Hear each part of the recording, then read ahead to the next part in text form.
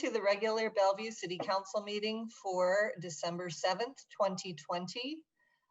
Tonight we have as our city clerk, Kyle Stannard, filling in. Thank you very much, Mr. Stannard, for doing that. And Mr.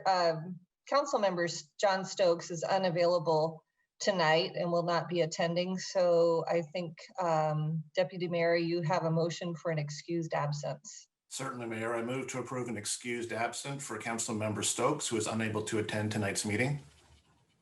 Second. All those in favor say aye. Aye. Aye. Any opposed? Okay, great. So let's go ahead. Mr. Clerk, would you like to do the roll call? Yes, Mayor Robinson. I'm here. Deputy Mayor Newenhouse. Here. Councilmember Barksdale. Here. Councilmember Lee. Here. Councilmember Robertson. Here. We have an excused absence for Councilmember Stokes. Councilmember Zahn. Here. Thank you, Mayor. Councilmember Lee, would you please lead us in the flag salute tonight? Thank you, Madam Mayor.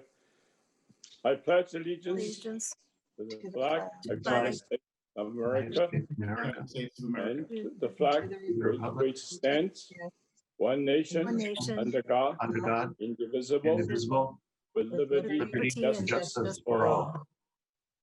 Thank you. Okay, thank you. So I gotta put my glasses on. All right, can I get a motion to approve the agenda? I move to approve the agenda. Second. All those in favor say aye. Aye. Aye. Aye. Any opposed? Okay, we'll move on to oral communications. Mr. Stannard, could you start with that, please? Absolutely. And council members, as you might imagine, as we head towards the end of the year, tonight's a pretty popular time to speak. So we have 17 people signed up, but with allocating 30 minutes for oral communications, that suggests we probably won't be able to hear from everyone tonight. Everyone has been encouraged to also email in their comments to council as well. We also are running into the 3-and-3 rule, where council rules stipulate that we can have 3 speakers on each side of a subject in support or in opposition or concern. And so with that, we have 5 speakers who are signed up in support of item for ordinance 6546. And we have 7 speakers who are signed up in support of an item on the budget tonight. We also have 2 speakers that have opposition or concern for the budget, and 3 speakers in support of the arts funding. So on those first 2 items on ordinance 6546 and in support of the budget, we will not be able to hear from everyone, but I will go in order of registration. With that, our first speaker, 1 minute, please. I'm gonna get my list of participants back. I know our first speaker is on here. Our first speaker is going to be just Cynthia Said. And let me find you. We have a lot of people online tonight, so I'm gonna try and get scrolled to the right place here. And here we are. I'm going to allow you to speak. Just Cynthia, can you speak now? Can you take off mute? Can you hear me okay? We sure can. And with that, go ahead, your time will start. Wonderful. My name is Jacinta Syed. I run a dog rescue called Saving Great Animals.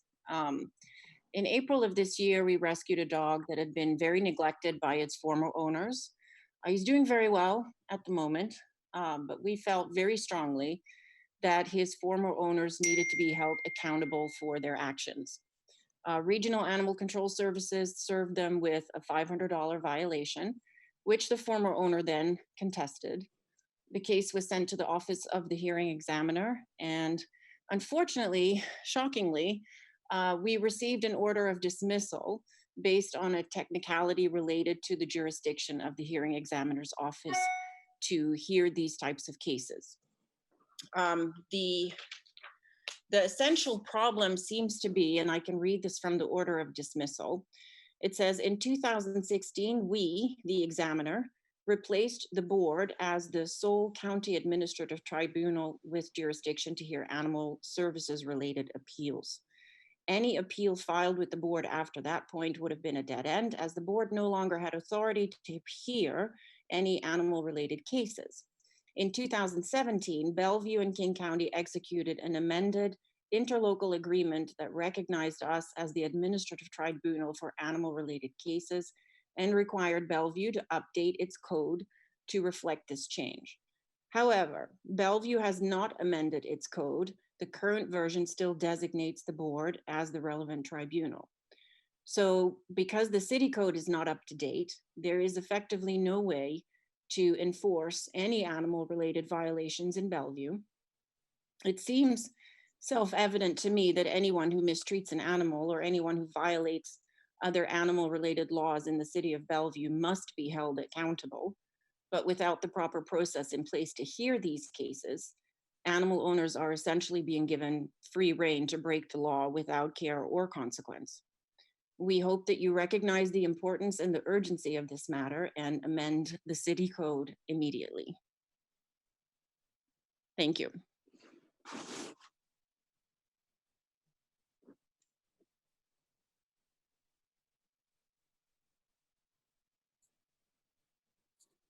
Kyle, you're muted. Thank you, Mayor. So Perrin, you are not muted. Can you do a sound check for us real quick? Hello, hello, good evening. Wonderful. You're doing better than me, so go ahead and start speaking when you're ready. Okay, I'm Perrin Kaplan. I'm the president of Saving Great Animals. Jacinta and I and many others work together. Thank you for your attention and interest on this issue. A personal thank you to Deputy Mayor Jared for helping us get this to your attention tonight. And also hello to my longtime friend, Grace Chin, who I'm so happy to see here. Tonight, my comments relate to Ordinance 6546 and how the specific case that led to legal loophole ended up being discovered. As Jacinta mentioned in April, the Paxtons of Bellevue, a family with another dog and 2 children, brought a dog they referred to as Fat Boy to a vet we often work with. When asked why they brought him in, they said they wanted to put him out of his misery. Those were their words, so it's clear they knew he was suffering. And it was clear to the vet that it was at the hands of these same owners. We agreed to take this dear boy in as the vet did not want to kill him. Jacinta named him Boss. He was barely able to stand. He was emaciated, both eyes deeply infected. He could barely see. His teeth were literally falling out of his mouth. Painful and infected ears, his skin in such poor condition that in place of his fur was crusty skin, open pus wounds, and blood. The Paxtons have 2 children, another dog, which we hope is not in danger. We will never know their illogical rationale for what has been done to Boss and to feel no guilt for it.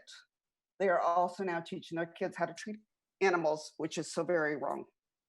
Boss remained at the hospital for a month, funds that we citizens raised. The bill was more than $8,000. Supporters of our rescue and who care about these animals were the only way to help him. With daily visits, love and care, he slowly healed. Even in his worst state, his eyes showed hope and his tail wagged. So today, as Jacinta mentioned, the Boss the Labrador is his bossy and adorable toy playing, cuddles, demanding self. Living with a dog pal and parents who adore him, they work really hard to ensure he has forgotten his past. Here we are in December. His case has fallen through the cracks due to this loophole. Hundreds of supporters, private citizens, county workers have felt great despair seeing that nothing could be done, shaking their heads, wondering how a modern city like Bellevue in a great county like King could have no way to fully press charges for this kind of abuse.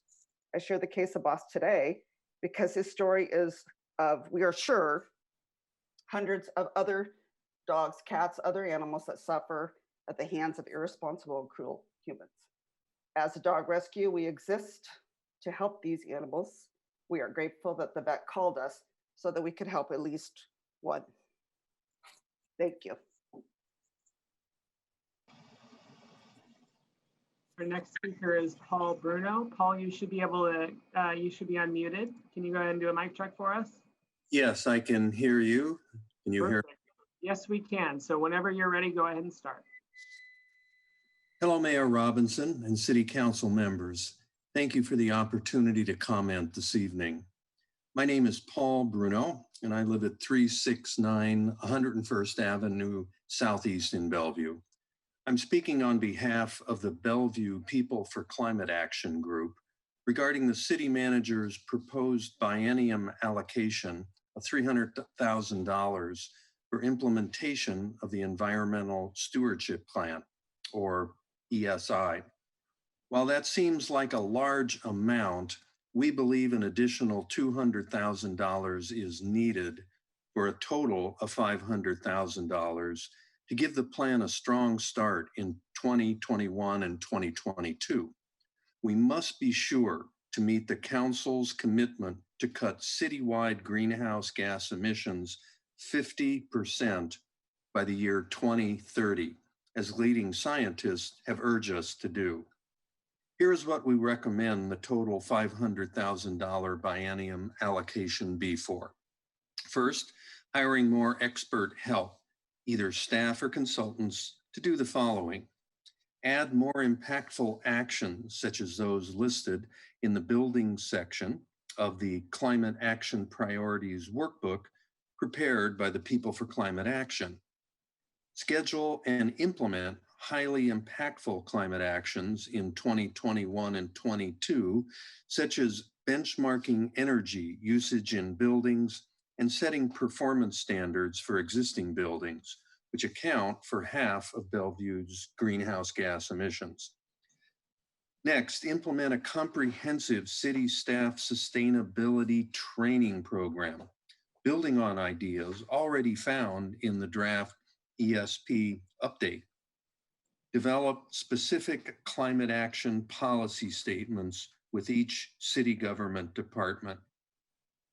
And then a second point, funds would be used for development of a citywide plan to execute public education and stakeholders engagement plan.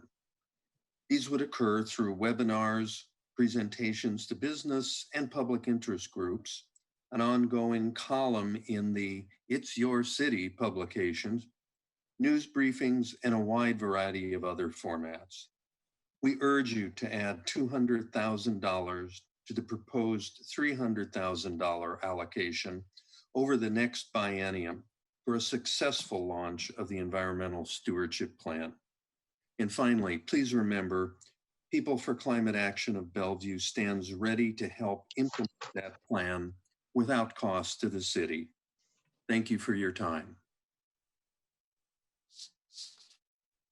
And the next speaker is Erica Nagy. Erica, you should be able to speak now. Can you unmute? There.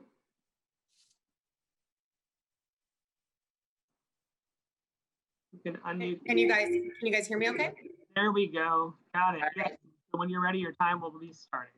Great. Today I stand with Saving Great Animals, an amazing organization that I've had the privilege of working with and volunteering for. I thank Jared too for bringing this to light in today's council meeting. Our job is now to ensure that this loophole is closed and to help ensure the safety of animals within the city of Bellevue. There's an alarming increase in severe animal cruelty cases this year, more than double previous years, according to the Seattle Animal Shelter. The shelter has seen 27 cases, either City of Seattle or King County, in the first 10 months of 2020 alone. And the shelter said in the past 5 years, they've averaged 12 cases. Situations where people and economies are stressed, as they have been this year, we are going to see a rise. As COVID continues and our economy becomes increasingly stressed, we should prepare for the number of cases to increase across Western Washington, and Bellevue needs to be prepared to take action when necessary. Vets are being urged to be alert to new cases of animal abuse linked to rising levels of domestic violence under the national COVID-19 lockdowns. This warning comes from many animal shelters, which are raising the awareness of the connection between the abuse of people and animals. We need to raise awareness that sadly people will deliberately hurt pets and bring them with harm. Since the beginning of the lockdown on the 23rd of March, calls of the National Domestic Abuse Helplines have raised by over 25%, in many areas much higher than that. Perpetrators of abuse may use a family pet to exert power and control over the victim, in some cases even buy a pet for them so that they can develop a bond with it and can be cruelly exploited. I urge the city of Bellevue to take action to ensure the voiceless are protected and close this loophole today to ensure anyone who abuses an animal is appropriately brought to justice and protects future animals from harm. Thank you. So that is our third speaker in support of ordinance 6546. And we have two other speakers, but just ask that if they still would like to communicate with the council to send an email in support of this topic. Next speaker on the list is Wendy Tyner. And Wendy, I am scrolling down and you should be able to speak now. Can you unmute? I did. Excellent, we sure can. So when you're ready, the time will start. Thank you. Hi, everyone. This is Wendy from Wintergrass Music Festival. And I'm here to thank you very, very much for all the support you've given to Wintergrass over the past 10 years. We came to Wintergrass in 2010, and you immediately expressed your interest and support for us. We've received grant awards that support our live performances and bluegrass education, allowing us to expand our programs year after year. This year, we also received relief grants that are helping us stay afloat until Wintergrass returns in 2022. It's been a tough year. We had to reduce our budget. We lost over $400,000 in ticket sales. We had to reduce some salaries, and one employee actually chose to be unpaid during this time. We also felt compelled to create virtual programs that offer music and education while we stay at home.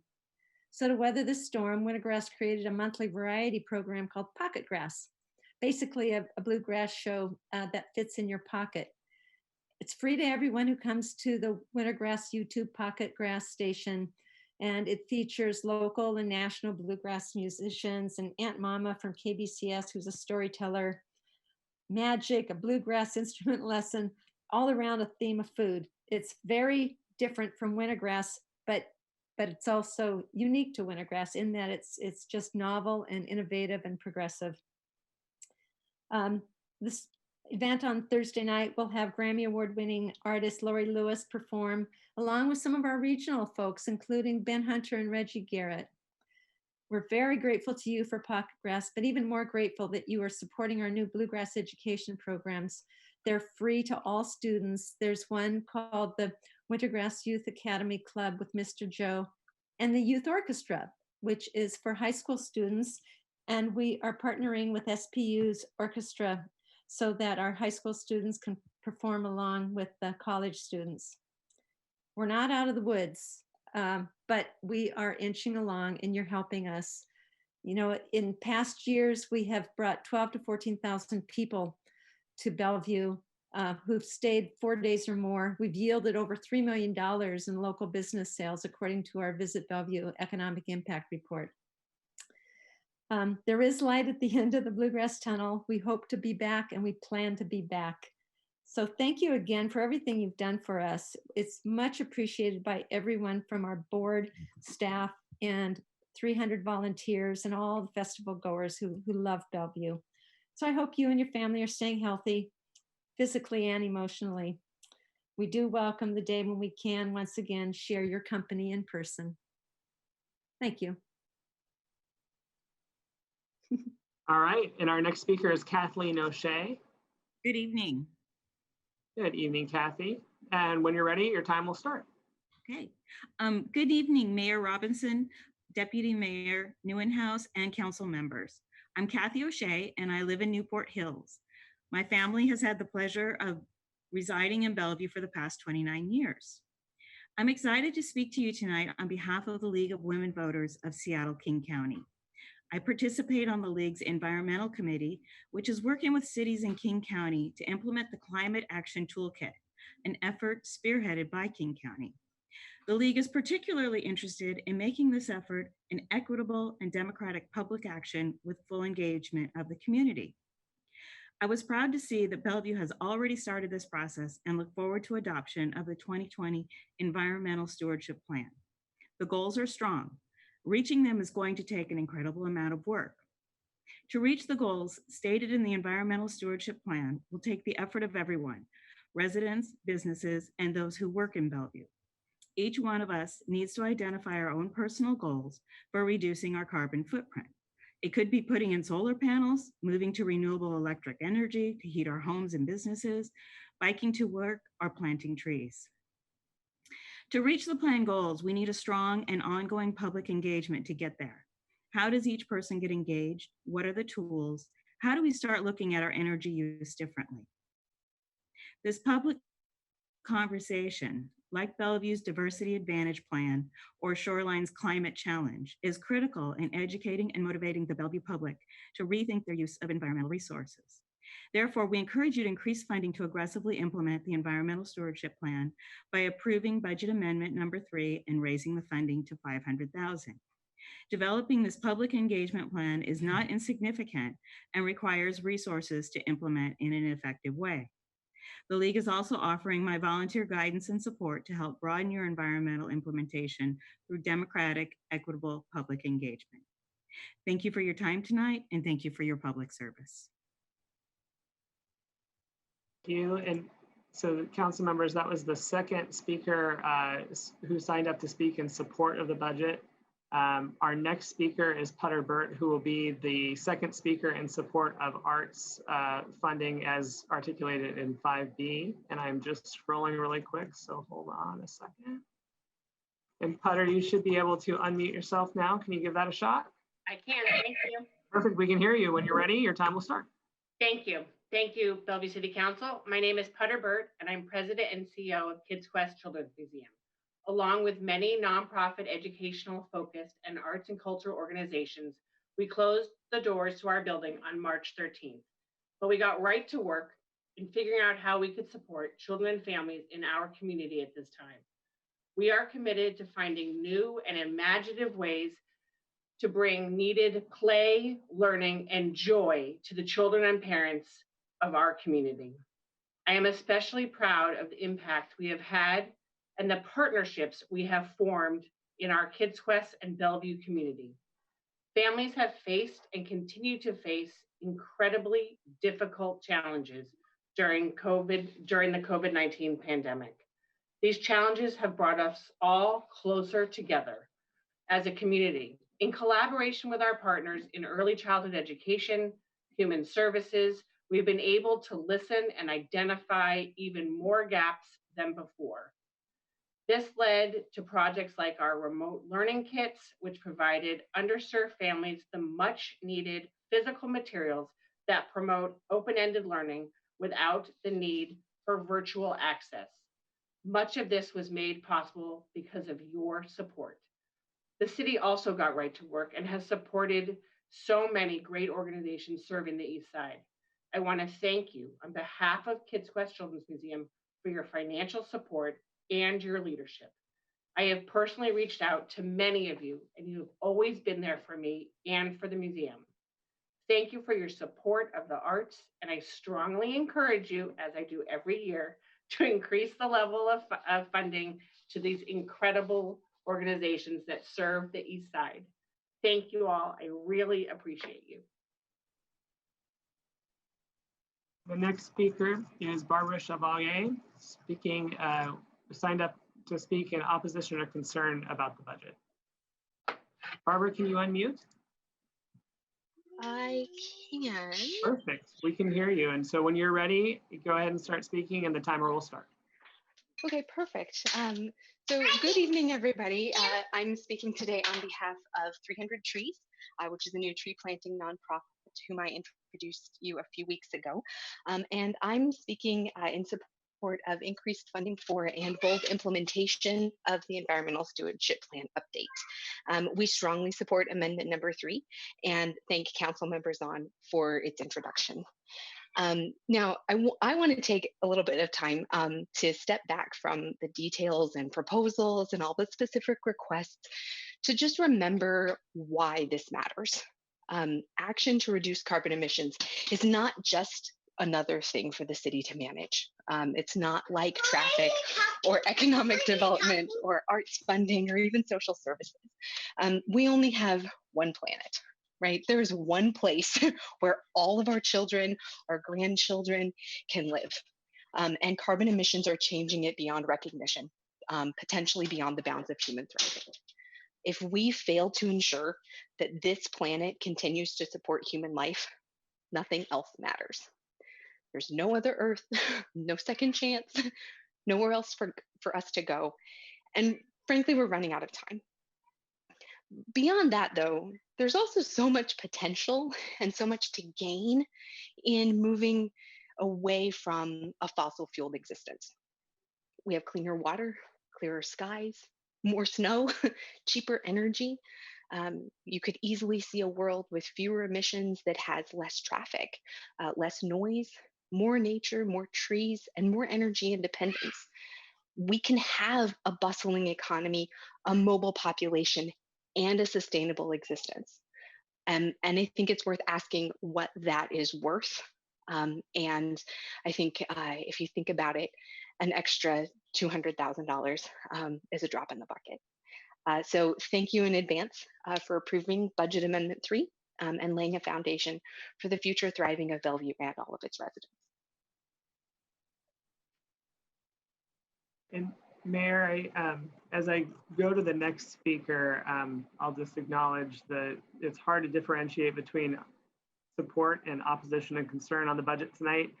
So I'm happy to, after this next speaker, if you want to have a quick huddle on if we want to do 6 on the budget or just go with how people signed up, I'm here to serve. The next speaker, though, is our third speaker in support of arts funding. Although I don't see her on here, Mary Ellenhundley. Mary Ellen, if you're on the phone, can you hit *9 to raise your hand?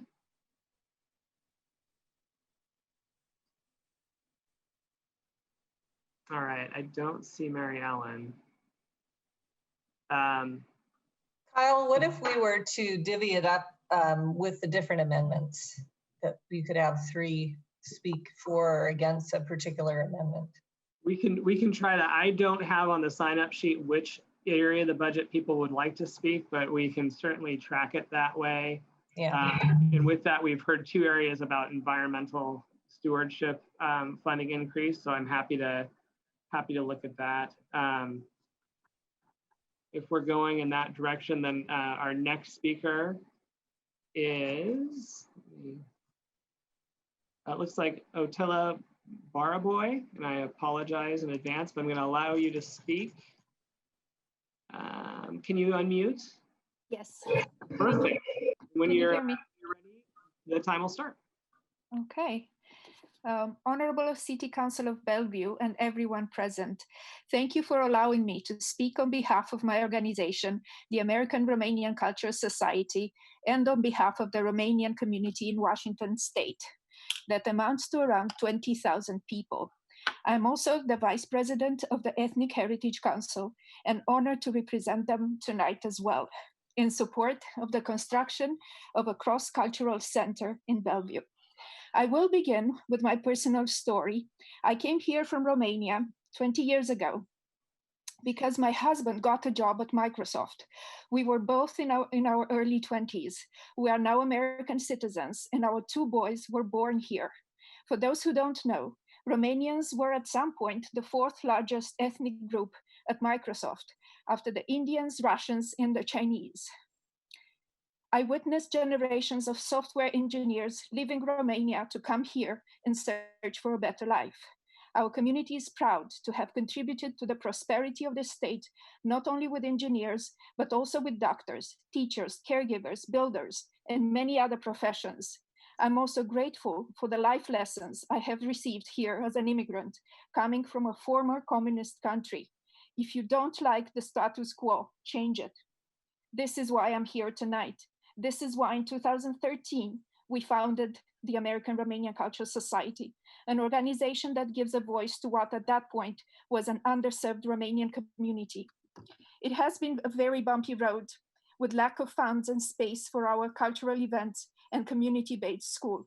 When COVID hit, the head of the private school where we were renting space for our Saturday educational programs asked us to cease all activity. We had to take all our belongings and leave. Even after COVID is eradicated, the problem will remain. The fear of being kicked out and not having a space, a safe space where our kids and community members can meet, bond, preserve our heritage and culture and share it with everyone needs to be addressed. a common space where all ethnic communities could come together and share their history, traditions, and dreams for the future would be the most valuable gift that the city of Bellevue could give to a segment of its population that has been contributing to the well-being of this region. Thank you for your work and attention. All right, look, council members, it looks like we have time for 2 more speakers. I've been running a timer. Our next speaker is also speaking about the budget. We'll see if it's a different topic. Lalita Upala, and you should be able to unmute your microphone. Good evening. Can you hear me? Yes, we can. So when you're ready, go ahead and start speaking. Thank you. Hello, Mayor Robinson and City Council members. I'm Lalita Upala, the Executive Director of India Association of Western Washington and a proud Bellevue resident. As an Asian Indian and Executive Director of IAWW, a community-based organization representing the Asian Indian community of Bellevue, I want to emphasize the value and need of having a cross-cultural center to address the outstanding need for communities to meet, connect, and learn from each other in a space that will address the constant isolation BIPOC communities face, but also to address education awareness and normalization of celebrating cultures, providing core, basic, and support services in a space that communities identify with and not feel out of place in. While we have been serving the needs of the Asian Indian community for 30 years, we have yet to form a common space. And we believe that that common space would be a cross-cultural center where we are not physically isolated from other communities, but where we can learn and increase that collaborative impact of being a collective space. I urge the City Council to keep the momentum going and fund the next steps to design the cross-cultural center. Thank you for hearing from me. All right, and our 11th and what will by time likely be our final speaker, Chris Johnson, is joining us tonight. Chris, can you unmute? You can. Can we hear you? I certainly hope so. You sure can. Chris, when you're ready, go ahead and start speaking. Thank you very much.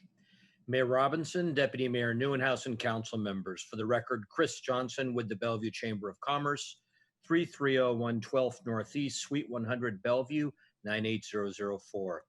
Tonight, you will again consider the proposed operating and capital budgets. And on behalf of the Chamber, I want to thank council and staff alike for considering the input of the business community.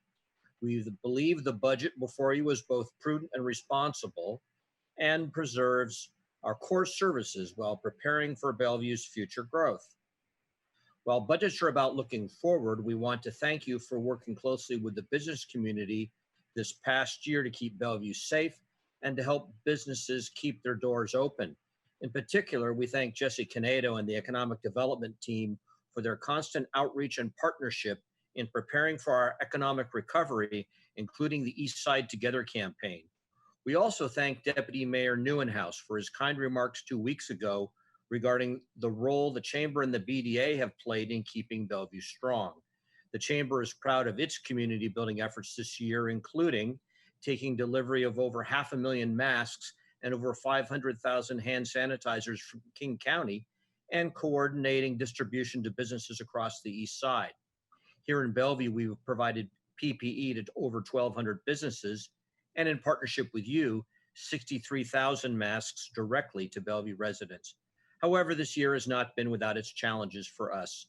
As a 501c6 nonprofit membership organization, we were not eligible for PPP loans, but our virtual doors are still open, and we will be back again next year, ready to work with you together as we face whatever comes next. Thanks very much. All right, Mayor, and that does put us at the 30-minute mark and will be the closing of oral communications this evening. Okay, thank you very much. Okay, so next on our agenda is reports of community council boards and commissions. And tonight we have a report from the East Bellevue Community Council.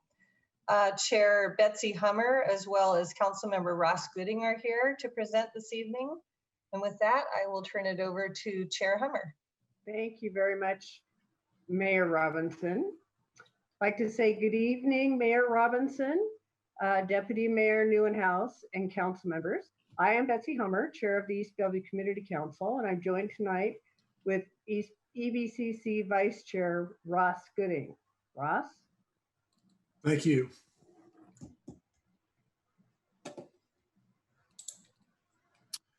We thank the council liaison, Deputy Mayor Jared Neuenhouse, for his consistent representation and reports at our meetings, and for the insight and assistance he provides the East Bellevue Community Council as a community asset. We are here tonight to provide an annual report from the East Bellevue Community Council to the City Council. As you are aware, the EBCC was formed in 1969 when East Bellevue was annexed to the City of Bellevue. EBCC's jurisdiction extends from Northeast 8th to Southeast 28th, the entry to Bellevue College, and from the western edge of the Glendale Country Club south to Camber Road, then to the east side of 140th and 145th Place. The boundary extends east to the western side of 156th at its easternmost point. East Bellevue Community Council has approval and disapproval authority over comprehensive plan and land use amendments, as well as conditional use permits in its jurisdiction. We also serve as a community resource for meetings such as the Highlands Village retention as affordable housing. This year, the East Bellevue Community Council witnessed changes in its council members, approved several ordinances, and held several important courtesy and public hearings.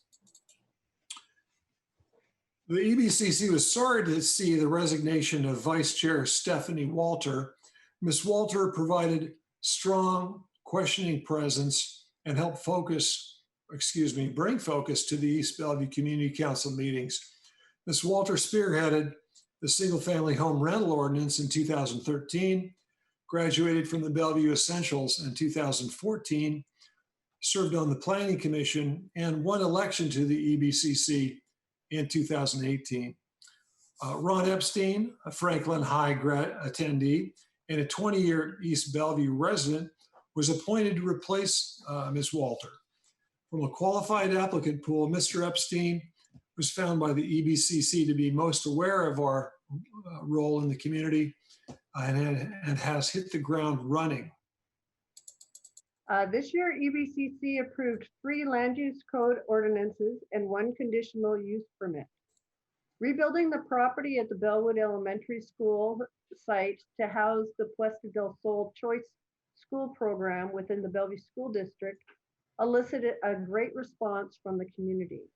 At the November 2019 EBCC meeting, over 50 people crowded into the Lake Hills Community Center to voice their concerns and support of the new school building. The sticking point was the change in traffic patterns promoted by the school district. After the passionate hearing, affected neighbors in the Delbrook neighborhood were able to arrive at a compromise with the school district. And because of the neighbors' positive testimony before the hearing examiner, EBCC approved the conditional use permit at its November 2020 meeting. EBCC started 2020 approving the temporary encampment land use code amendment within its jurisdiction. EBCC held a courtesy, then a public hearing on the National Floodplain Insurance Program. I personally visited the most affected sites on the east side of the Lake Hills Greenbelt to make sure the homeowners were aware of the hearing. Constituents made no opposition to the NFIP, so EBCC approved the land use code amendment. EBCC also approved the interim official control for the reduction of parking at certain multifamily developments in January. And last week, EBCC reapproved the IOC in a 3-2 vote. EBCC council members asked staff if the quarter-mile radius to frequent transit was as the crow flies or as Google walks. It is as the crow flies, which could involve trespass. And we also asked what would happen if the bus route changed. And we also asked if any current projects were taking advantage of the interim official control. Staff at the presentation thought one project might be utilized in the IOC, but they were not certain, and they let EBCC know they would get back to it. EBCC also approved the interim official control regarding temporary use permits by retail and restaurant establishments. Council members asked if the businesses affected were still being charged the $300 permit fee. Staff answered in the affirmative. This coming year, in 2021, EBCC will be tracking the progress of the affordable housing strategy implementation through the Planning Commission to ensure EBCC makes an informed decision for our constituents. We will be approving or disapproving the comprehensive plan and land use code amendments later this year, or later in 2021. EBCC members also participated last week in the Land Use 101 course offered through the Washington State Department of Commerce. Since EBCC's focus is on land use, and we have never participated in such a workshop, and we have a rookie member, it is important to have an in-depth understanding of the land use process so we can make the best informed decision for our constituents. I found that most of the federal and state planning requirements stem from the year 1971 under the direction of President Nixon, who also established the National Environmental Protection Agency. My biggest takeaway was the ultimate importance of public input and transparency on all aspects of city planning. We look forward to updating the City Council when EBCC has input on issues over which it has approval, disapproval authority within its jurisdiction. Thank you, Mayor Robinson, for this opportunity. We are available to answer any questions and open to any comments from the council. Great. Thank you very much. We appreciate you coming forward. Do I see any? I don't think we have any questions, or we don't typically do that at this point. So we will be moving on, but thank you very much. Next, we have a presentation on allocation of funds to the arts and arts group serving Bellevue. And this is an action item. So Mr. Miyake, would you like to introduce? Sure. Thank you. Good evening, Mayor Robinson and council members. Just by way of background, since 2001, the City Council has allocated funding annually to support artists and arts organizations providing services and programs in Bellevue. The Arts Commission has played a very critical role in providing funding allocation recommendations to the City Council for purposes of the budget.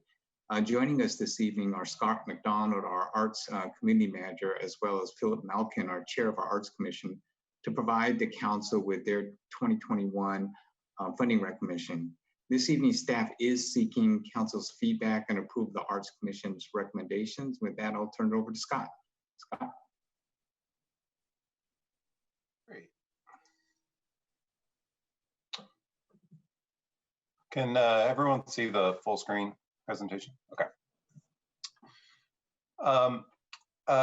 Thank you, Mayor, Deputy Mayor, and the Council for having us here. My name is Scott McDonald, and I am the Arts Community Manager for the City of Bellevue. In a minute, you will hear from the Chair of the Arts Commission, Philip Malkin, who will be presenting on behalf of the Arts Commission on their recommendations for the 2021 arts grants.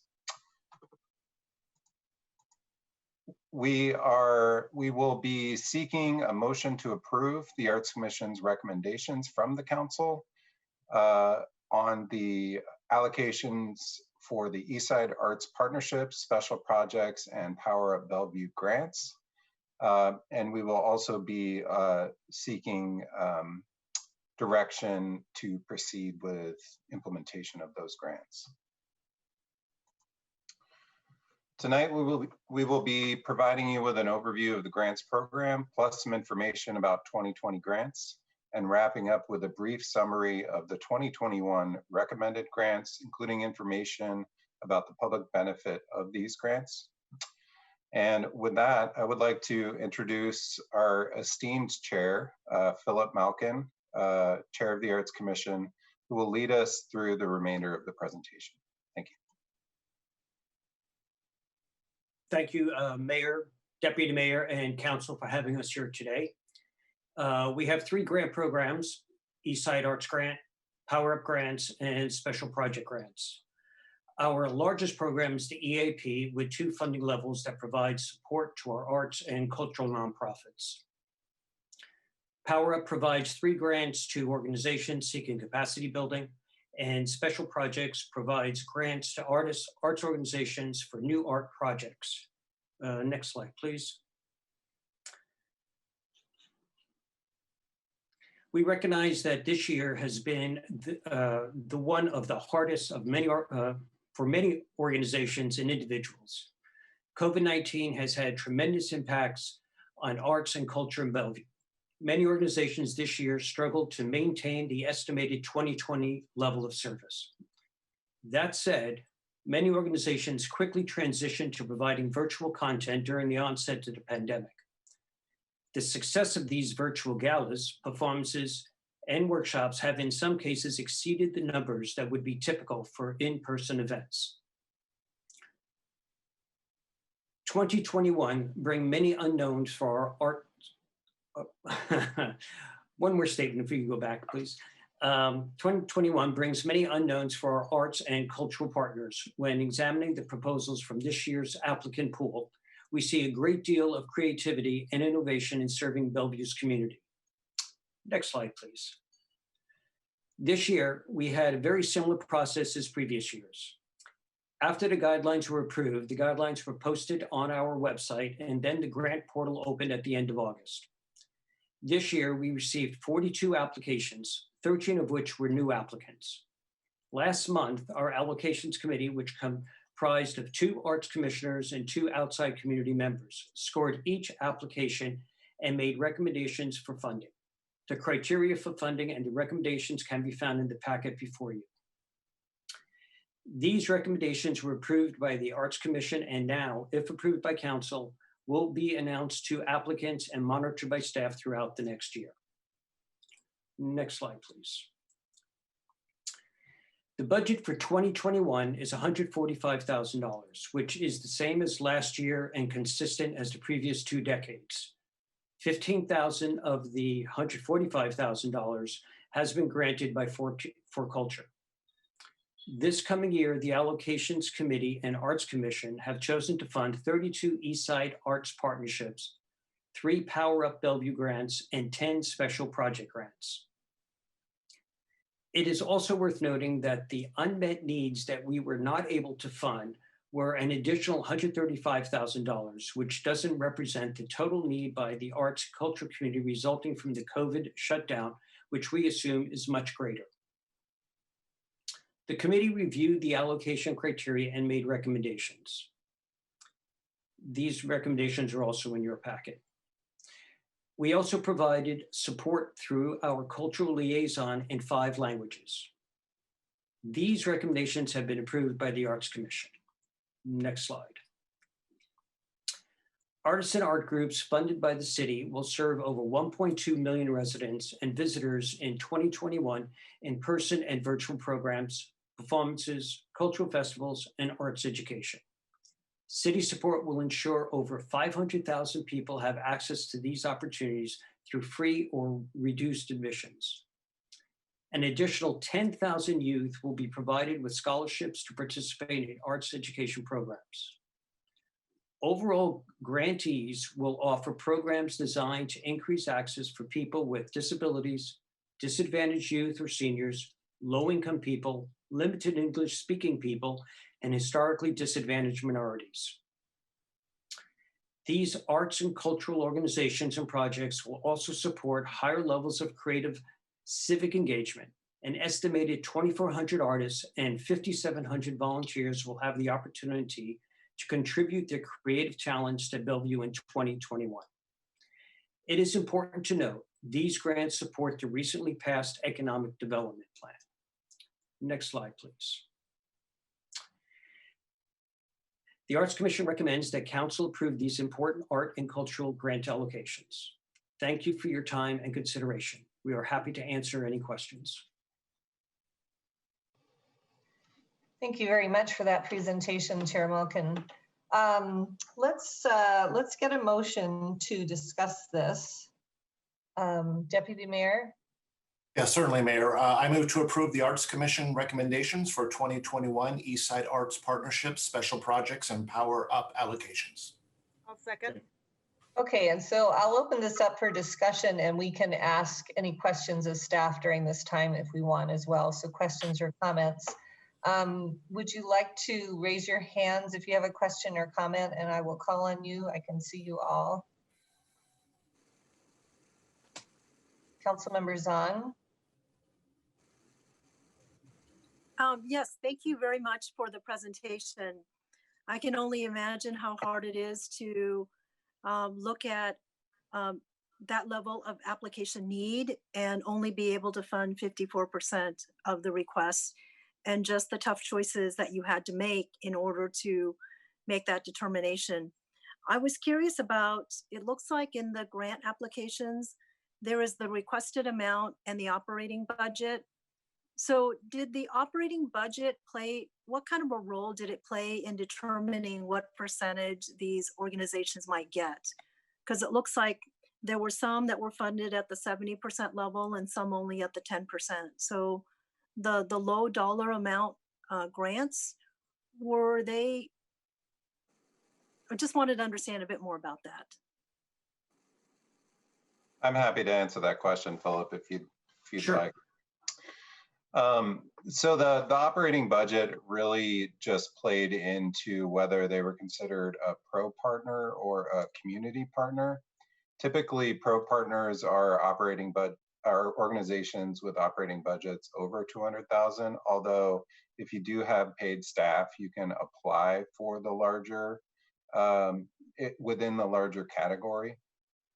So it's generally, it's not a consideration that they take into account for the grant award, although there is the requirement that it needs to be at least less than 50% of their operating budget. The awarded amount, I should say, is 50% or less. Okay. And then the other question that I had is, it looks like for the special projects grants, that's amazing that we had so many new applicants for the first time that are looking for funds.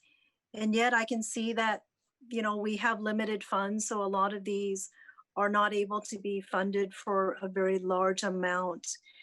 Does that mean that these activities will still happen, or that they're really relying on sufficient funding in order for these events to be held?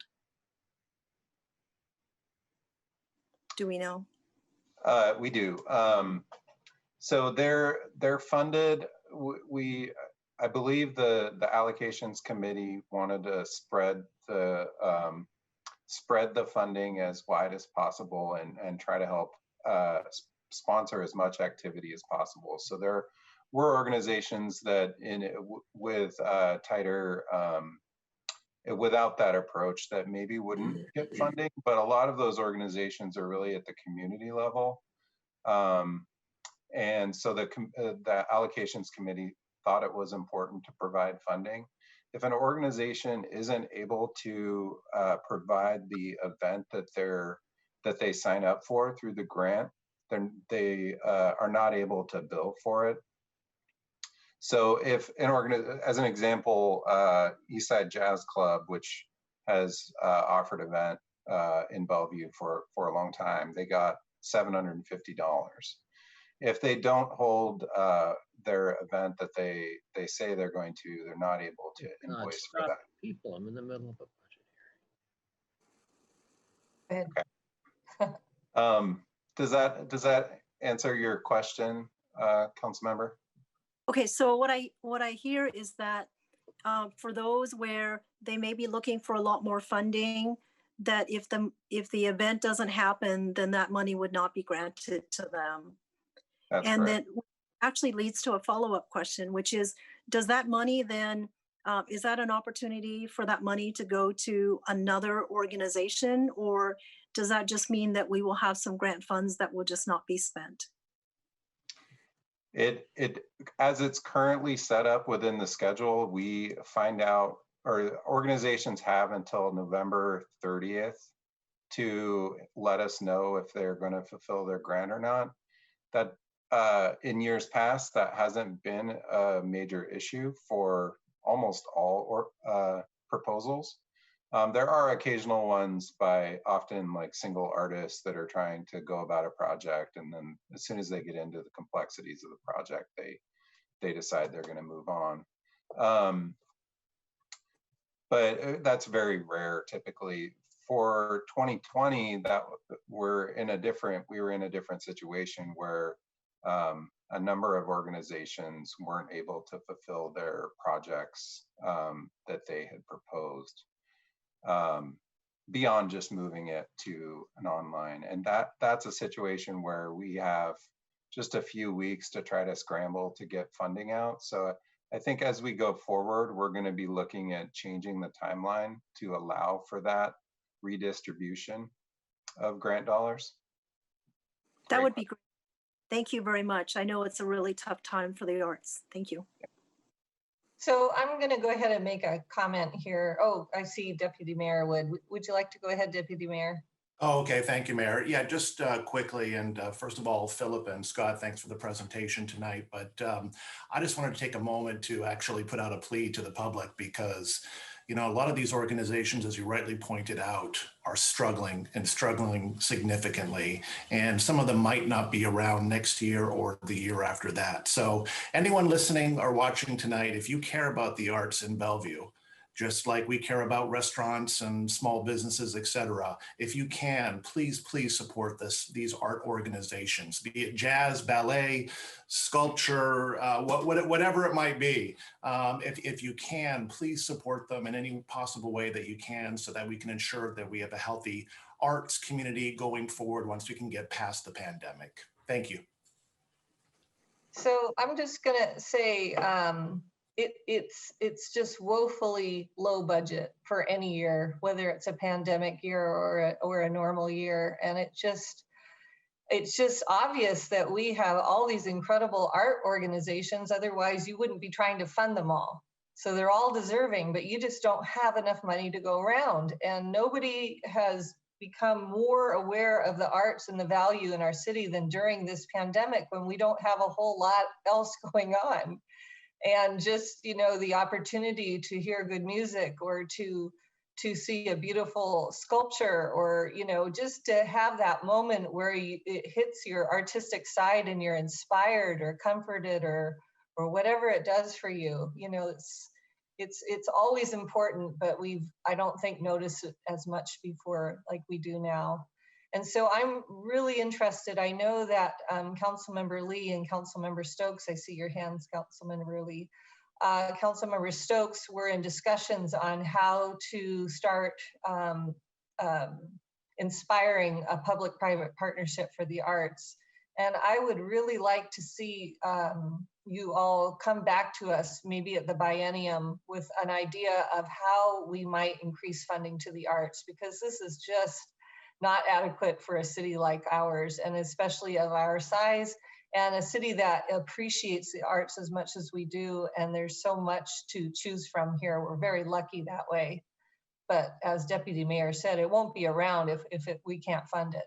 So I agree, we need to really support arts and small businesses, but I'd also like a plan for whether, you know, how you think we can increase our budget for the arts, whether it's public-private partnerships and or some sort of an arts levy, just some recommendations so that we can have a strong discussion of it next year, please.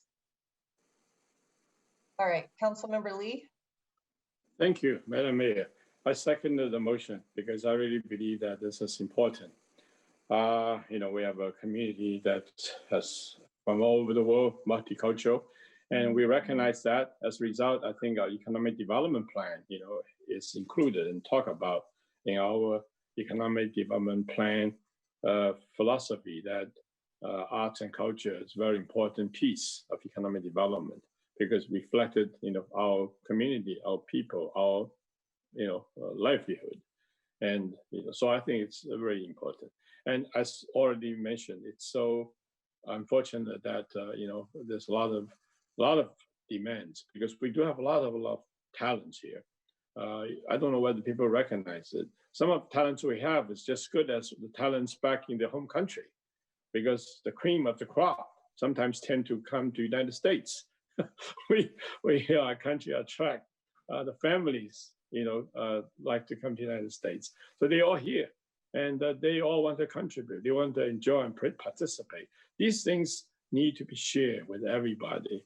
And, that's the reason. And I'm really glad to see we are moving toward the trend that, how can we do better? How do we increase the support that we have here? Traditionally, people say, well, let's go to government. It's an easier way to get money funding. It is one way, very important way. But I think there are other things that we can do as a government that's even more important is the convenient position. It's the party that become the catalyst, bring people together. But sometimes the actual assistance could come from other people, other sources where it would actually make even a closer impact. So I think the mayor referenced that. So early on this year, a few of us suggested that private partnership probably is one option to go. And we need to pay more attention on that, because that's called leveraging, right? We do something, we use our position to convene, and when people put together, we all recognize the common good. So when we have common good, common share, we have common support. So I support this, but unfortunately, it's not enough money. And I just have a curious question. Is part of the economic development, as a result, is the money in addition to what we have proposed for economic development funding, or this is part of that, or if it is separate, is it possible the economic development actually has some funding potentially considered to help in supporting, this funding request here? I'm happy to ask my boss, Jesse Canedo, that very question. As of you're in the right same now, government, right? They're same, separate. Same pocket. Yeah. Yes, Councilor Lee, I'm happy to tackle that question. So yes, the funds that are being allocated tonight or requesting for allocation are part of the economic development operating budget for that as it's proposed in the 2021-2022 biennium. That includes a CIP investment as well. That would help fund some of the public art, physical manifestations, and construction projects. So there is some also funding allocated in the economic development implementation to help work on some of the public-private partnerships for the arts district that will help advance some of these concepts as well. Is there any money going to this arts and performing arts, like we're talking about, this current request? For 2021 and 2022, these arts grants are included in the general fund budget as proposed. Okay, so there's some money going to that. Correct. All right. Okay, that might be a consideration in case that there's any, extra consideration available funding, for this. Thank you. I believe, the actual live culture and arts is, it's good. Yeah. Thank you. So the motion on the table is to approve the proposed funding. My comments were just a request for next year, not part of this motion. So is there any more questions or comments on this? Are we ready to take a vote? All those in favor say aye. Aye. Aye. Aye. Any opposed? Okay, thank you very much. Try to scrounge up some more money for you for next year. Thank you. Okay, so Mr. Miyake, do you have a report for us tonight? Yes, Mayor and council members, I have one item to report under the city manager's report, and that is a synopsis of this year's Bellevue Essentials program. This year marks the 8th anniversary of the Bellevue Essentials program. And as council is aware, graduation of the most recent Essentials program occurred last Wednesday evening, and many of the council members were there. Joining us this evening are Julie Ellenhundley, our program manager that leads and manages the Essentials program, as well as 2 graduates, Grace Chen and Andrew Pardo, to provide a synopsis of this year's program. With that, I'll turn it over to Julie. Thank you. Good evening, Mayor Robinson, council and council members in the community. I'm Julie Ellenhundley. I'm the program manager for Bellevue Essentials since its beginning in 2013. And I'm pleased to present the annual report on the program tonight, which is the city's civic engagement program for residents. Each year, Bellevue Essentials recruits a diverse group of individuals who live or work in Bellevue to join our civic engagement program. And this cohort learns the ins and outs of city government and become important voices and leaders in our community. For this year's cohort, we had a record 73 applicants and we accepted a class of 40.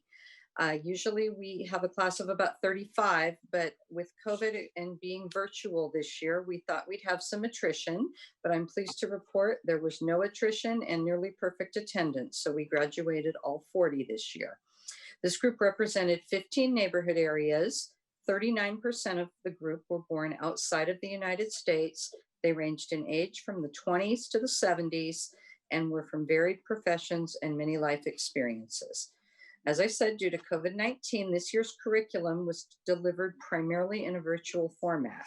The curriculum was engaging and innovative with about 10 hours of pre-work outside of class and about 20 hours of virtual classroom instruction packed into 9 weeks. Instruction included pre-recorded videos, extensive chat, breakout room discussions, mapping activities, drive-bys at parks, and a close look at big rigs during a drive-through at the Bellevue Service Center. Creativity was imperative in the virtual classroom. For example, at the popular public safety session, there was a video by fire educator Heather Wan, where she put students in the role of battalion chief at Bellevue's biggest fire, and they were challenged to manage the tactical worksheet that directs our first responders. In the virtual classroom, the group joined a living room chat and an extended question and answer session with Chief Hagan and Chief Milet. It was done with warmth, personality, and humor. Then they entered breakout rooms where they experienced a Medic One life-saving demonstration and tested their learning skills with a phone app game called Kahoot. From a student following the public safety session, I got a note that said, the information shared helped set the context and the personal observations helped give perspective on the complexity of everyone's roles. I loved the interactive exercises. The people really made this session great speakers, engaging, funny, relatable, and we learned a lot. So a major goal of Bellevue Essentials is what happens after the class is over each year. As this group of 40 graduates joins, the alumni group has grown to 276 strong. We have over 50 board and commission, advisory committee, and elected offices that have been filled by Bellevue Essentials graduates, 30 of whom are currently serving. Graduates also serve with our alumni group and many nonprofits in the community, in our neighborhoods, and participate in Bellevue Essentials extended events that include community service, education, and networking programs throughout the year. The virtual version of Bellevue Essentials also provided a valuable opportunity for our staff to learn best practices for virtual learning and to use the Zoom platform as a tool for successful online engagement. Our staff will carry all this learning forward as we continue online community engagement in many different ways into 2021. The dedication by our staff and the leadership team and the continued support of our city council, even in the time of COVID, has allowed Bellevue Essentials to continue to flourish. The best people to really share about the Bellevue Essentials experience are always our graduates. And as Mr. Miyake mentioned, we have 2 graduates with us tonight who will share a little bit of their experience with you. So I'd like to welcome Andrew Pardo to go first and then Grace Chien to follow. Thank you.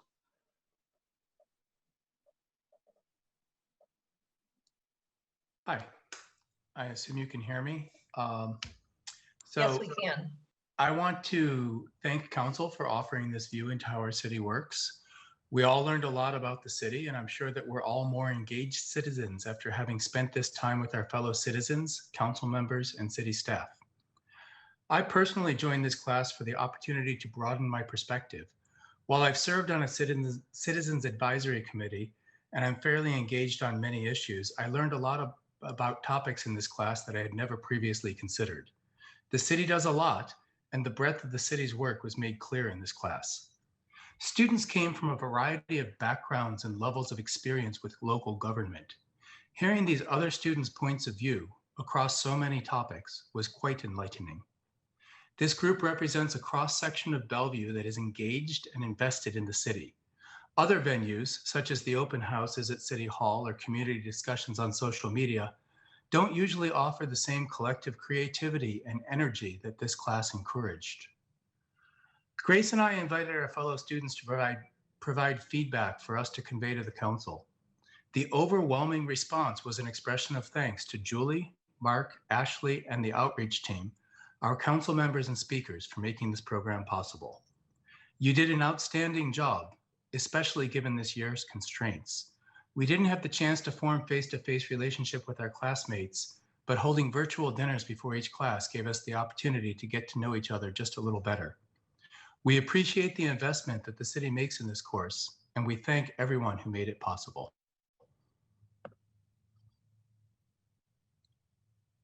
Thank you. Grace, do you want to join us now? Sure, I'll even turn on my camera. Hi, Mayor Robinson and City Council members. It's an honor to share a few of my thoughts on the Bellevue Essentials program tonight. A number of you attended our graduation and heard the helpful remarks from our graduation speaker, Ria Vadia, summarizing this year's program. And I just want to echo her comments about what an incredible experience this program has been.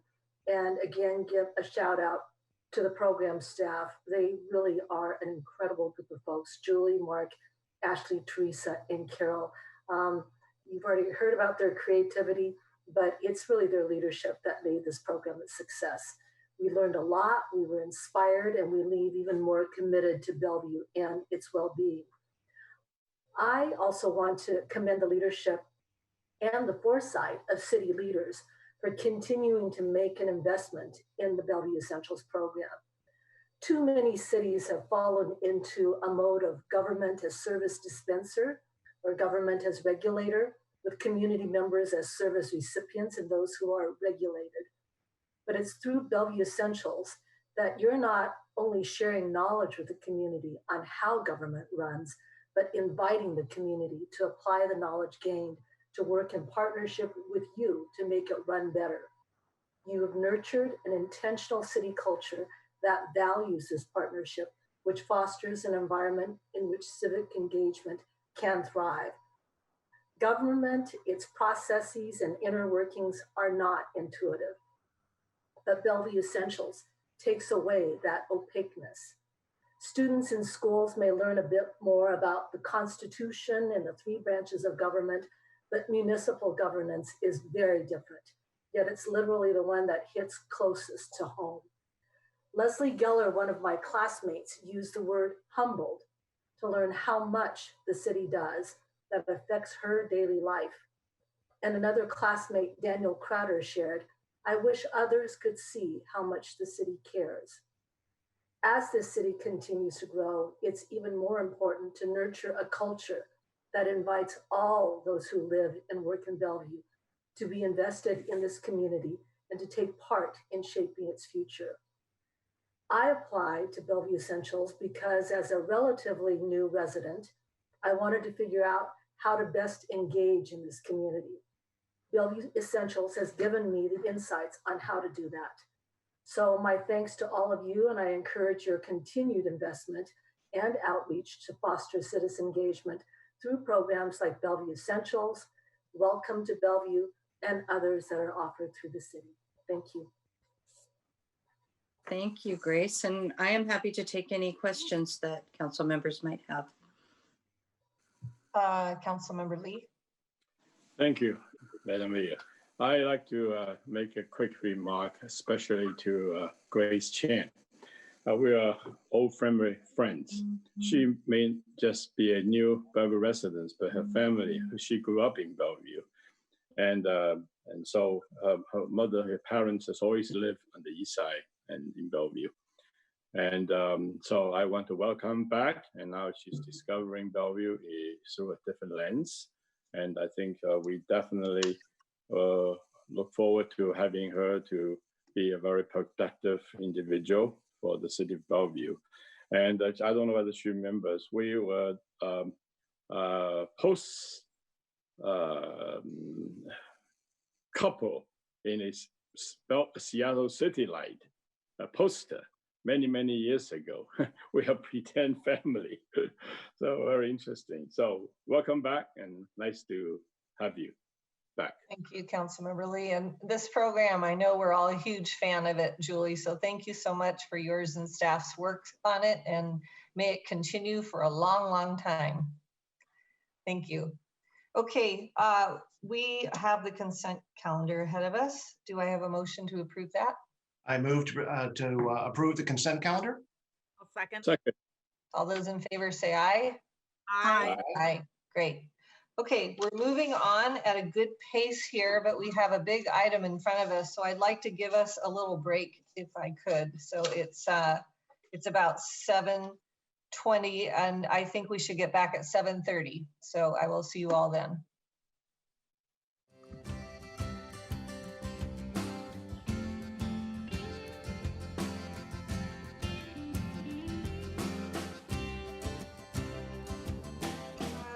On to our study session, and Mr. Miyake, would you like to introduce our topic tonight?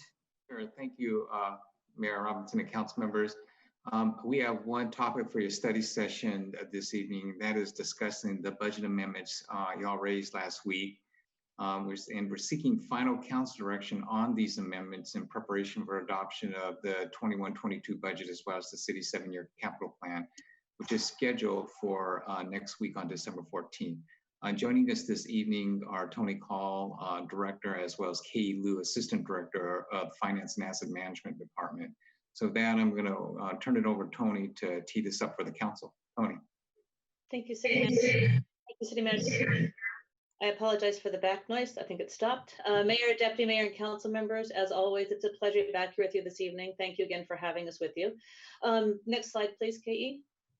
As City Manager Miyake mentioned, we are seeking final direction on the known budget amendments in preparation for budget adoption on December 14th.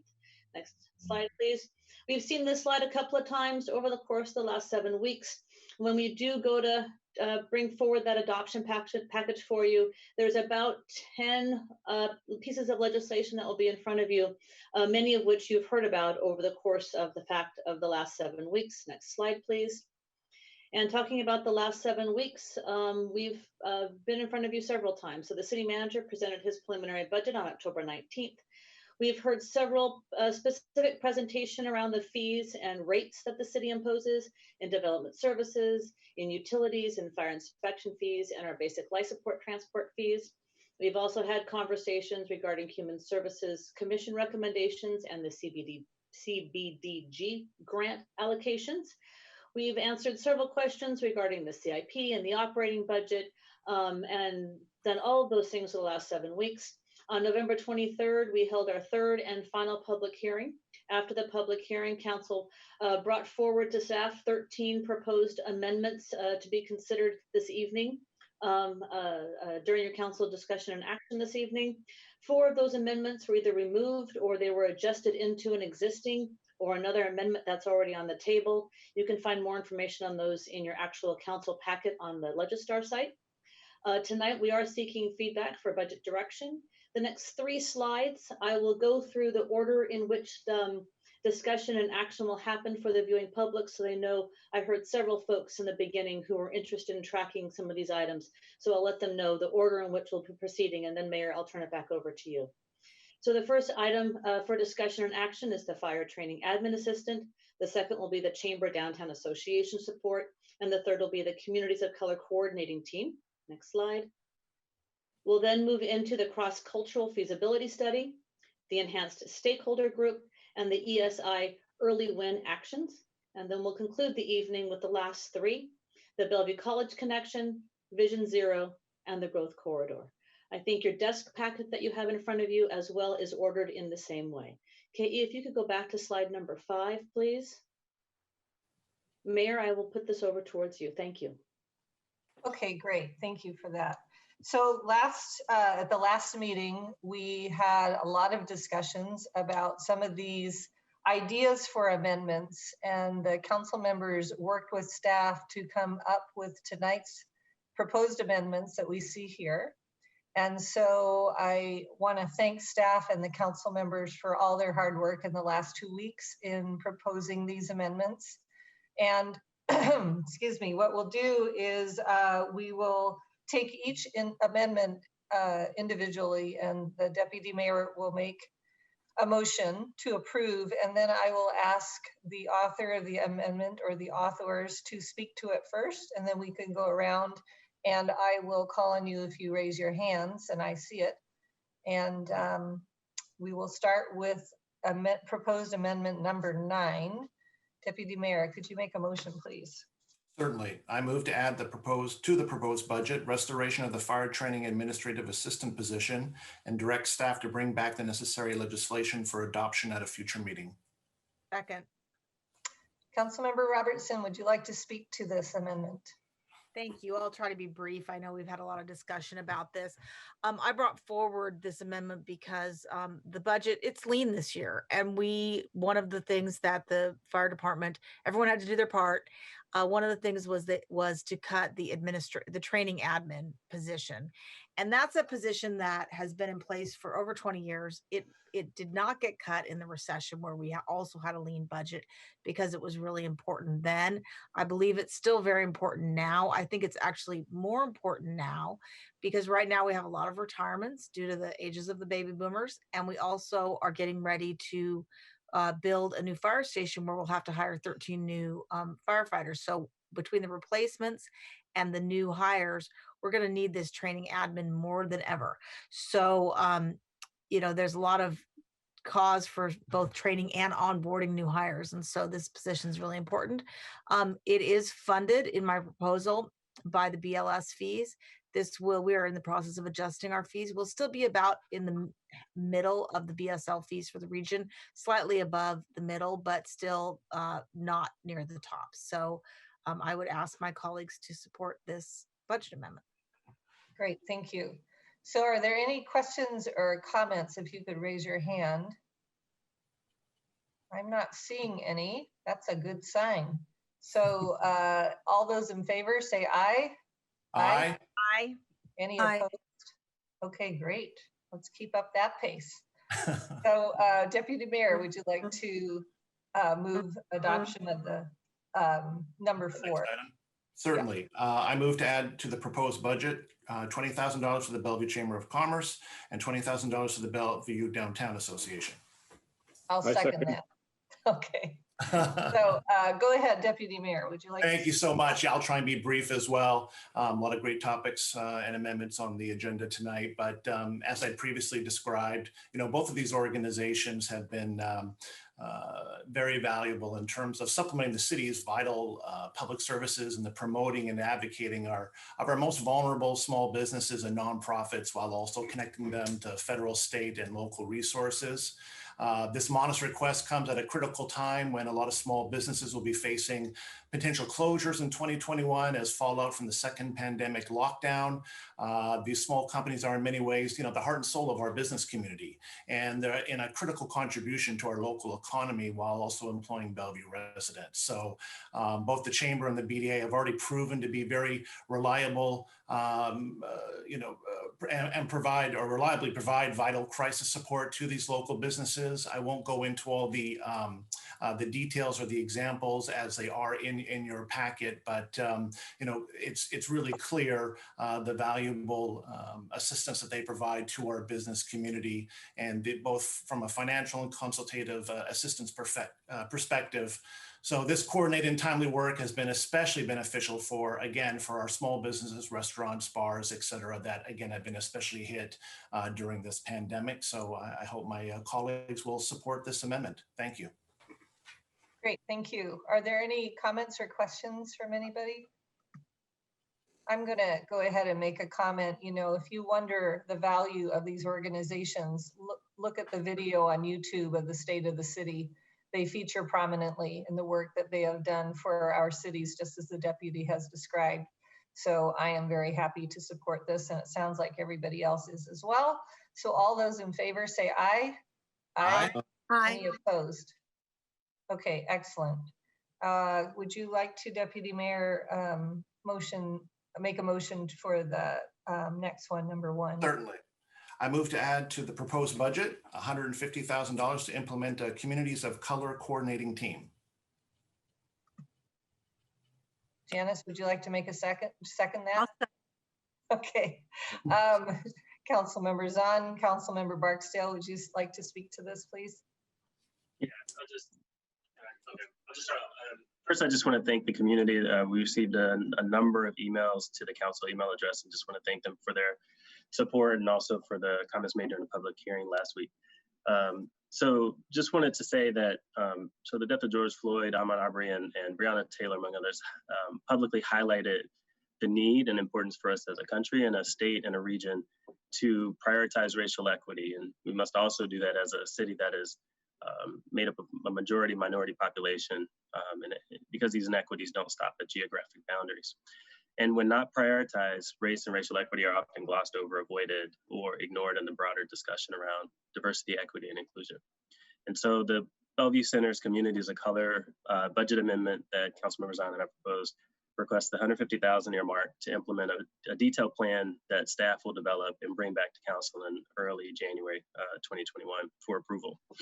And just to highlight the features, just so everyone's aware, and so it's top of mind, it's a community-led initiative to advance racial equity by establishing the 9 to 13 member Communities of Color coordinating team selected by staff to lead the effort with staff support. It will help with developing trust and awareness through dialogue, building racial literacy and skills through education and training, and partnering with the city and other institutions to make recommendations for actions with racial equity outcomes. And as part of this work, it will have a detailed budget, as well as we'll receive periodic updates to council. So I'll pass over to Councilmember Zahn. Yes, and thank you. I would just add that really the important part of this is that it's community-led, and the work will be co-created with the community and really centered on those voices that have traditionally not been able to be reached through the traditional systems and methods that we have. And so that's why it's super important. And really the goal is that all people and businesses will thrive in Bellevue and know that they feel welcomed, accepted, and belong. And it is in line with what's been happening throughout the country and also with our business community as well. So just this week, the Washington Employers for Racial Equity made a commitment to build an equitable future. And so part of what we are doing is also creating this space so that we can engage also in this really important work of advancing racial equity and centered in those voices of those that are the voices of color. So thank you. Great. Are there any comments or questions on this? See Councilmember Robertson. Okay, go ahead. Councilmember Robertson. Thanks. I just wanted to thank Council Members Barksdale and Zahn for bringing this forward. I think this is a really good proposal, and it's a really good time to do it. We, as a council, have adopted as part of our motto that diversity is our strength, and I think this is a way that we can walk our talk, if you will. So I'm really looking forward to getting into setting the goals, setting the guidelines, creating this program with my colleagues on the council and the staff and the community next year so that we can see how we can move this forward. So thank you. I plan to vote yes. Great. And Deputy Mayor?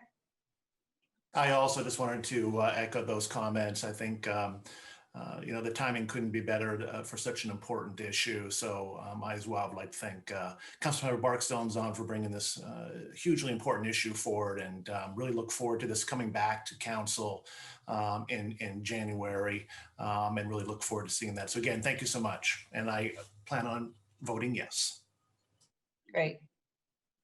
Yeah, I too, I think this is a great amendment. I really do. And I'm excited to see the community and the staff working together to bring a proposal back and to work on it all together. And I think this, the end result is going to be excellent. And I think it's going to be something that we'll be very proud of, and it will have been worth the time and effort that we put into getting it this far.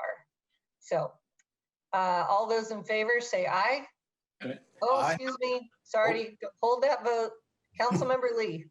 Yeah, I was going to say after this, but I thought the timing is right that I would say a few words. I really think the timing is great, that we need to do this. And it's very consistent to something that I've been working on, on this cross-culture community center. And it is bringing people together and working collaboratively and, getting to address important issues of, equity. And I think this is something that we all feel very deeply about. So absolutely, I support it. Great. Okay, thank you. So all those in favor say aye. Aye. Any opposed? Okay, wonderful. So I guess you'll advance the slide. Okay, Deputy Mayor, number I move to add to the proposed budget $200,000 to provide funding for the next phase of the cross-cultural feasibility study.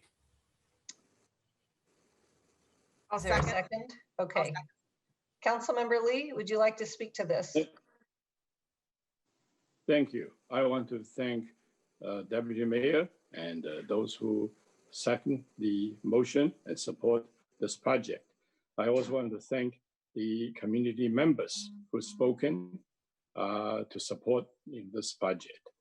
The proposal to allocate $200,000 from Council Contingency Fund for this project is very, very important and timely.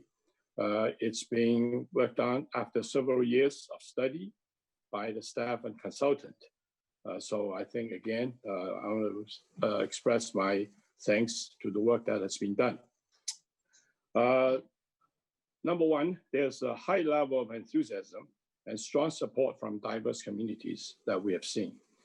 And it is also important to bring people together through relationship building with space and opportunities to get to know and understand one and another, and to heal the divide among us, and also to share experiences and support to overcome barriers diverse populations face every day, and also to reduce and to remove sharp divisions and increasing polarization we are facing. And finally, to learn how to work together. Therefore, this project has a work plan that will have the staff and consultant to work with broad and diverse communities and stakeholders to accomplish the following: assess needs, refine and develop a clear vision, and finally, analyze designs, sites, and costs to develop partnerships and pursue funding, such as grants and other opportunities for developing the cross-culture center that meets the needs of the community, that reflects our wonderful diversity and multicultural, such as what we have here in the city of Bellevue. As we always say, the council members and the whole city, Bellevue welcomes the world. Diversity is our strength.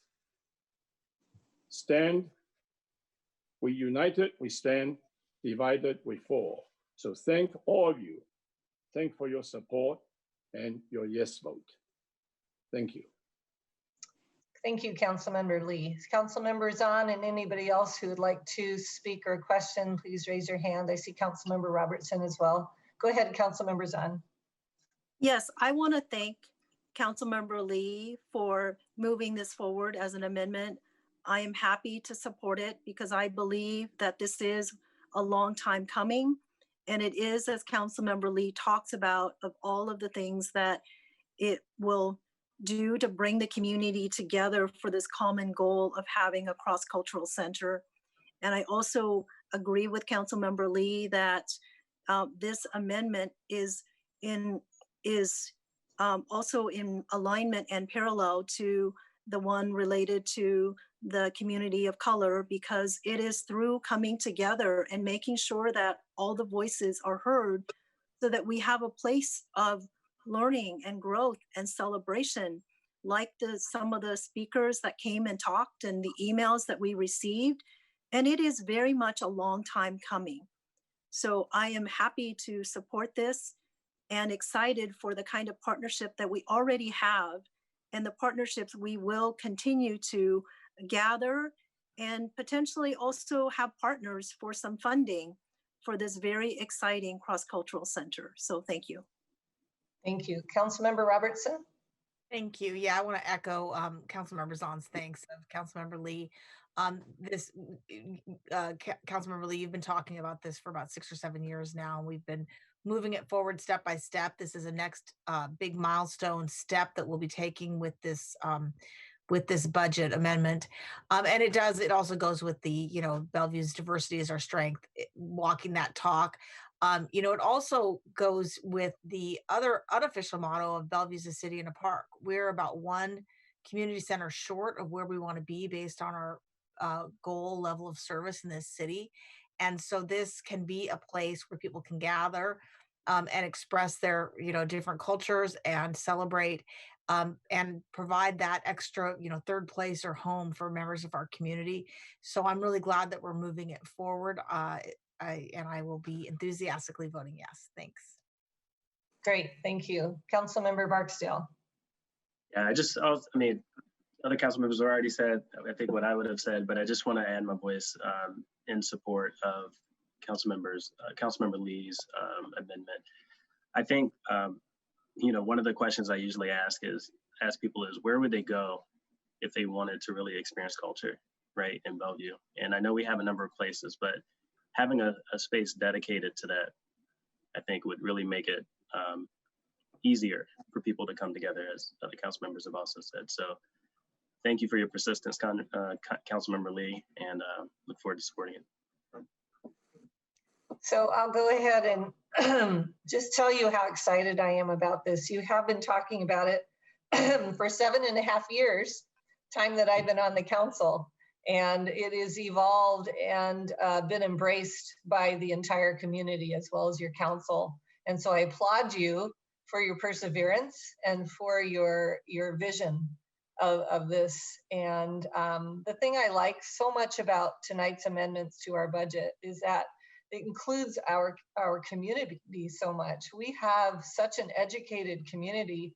We don't have people who are just interested. We have people who are experts in the field and who are all willing to participate and make these things happen and work with us. And so this has a very robust public component to it, as do some of the other amendments we're proposing tonight. And I'm really pleased to see that. And I'm looking forward to seeing the product of these efforts.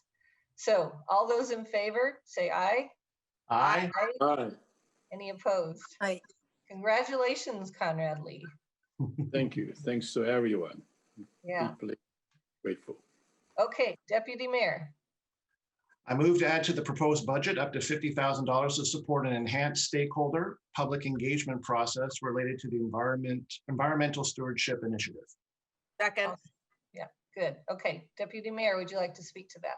Yes, thank you, Mayor. And again, I'll try and be brief here, but for me, this amendment kind of encapsulates the Bellevue way in terms of listening, engaging with our residents, and then taking their expertise and their passion for this issue.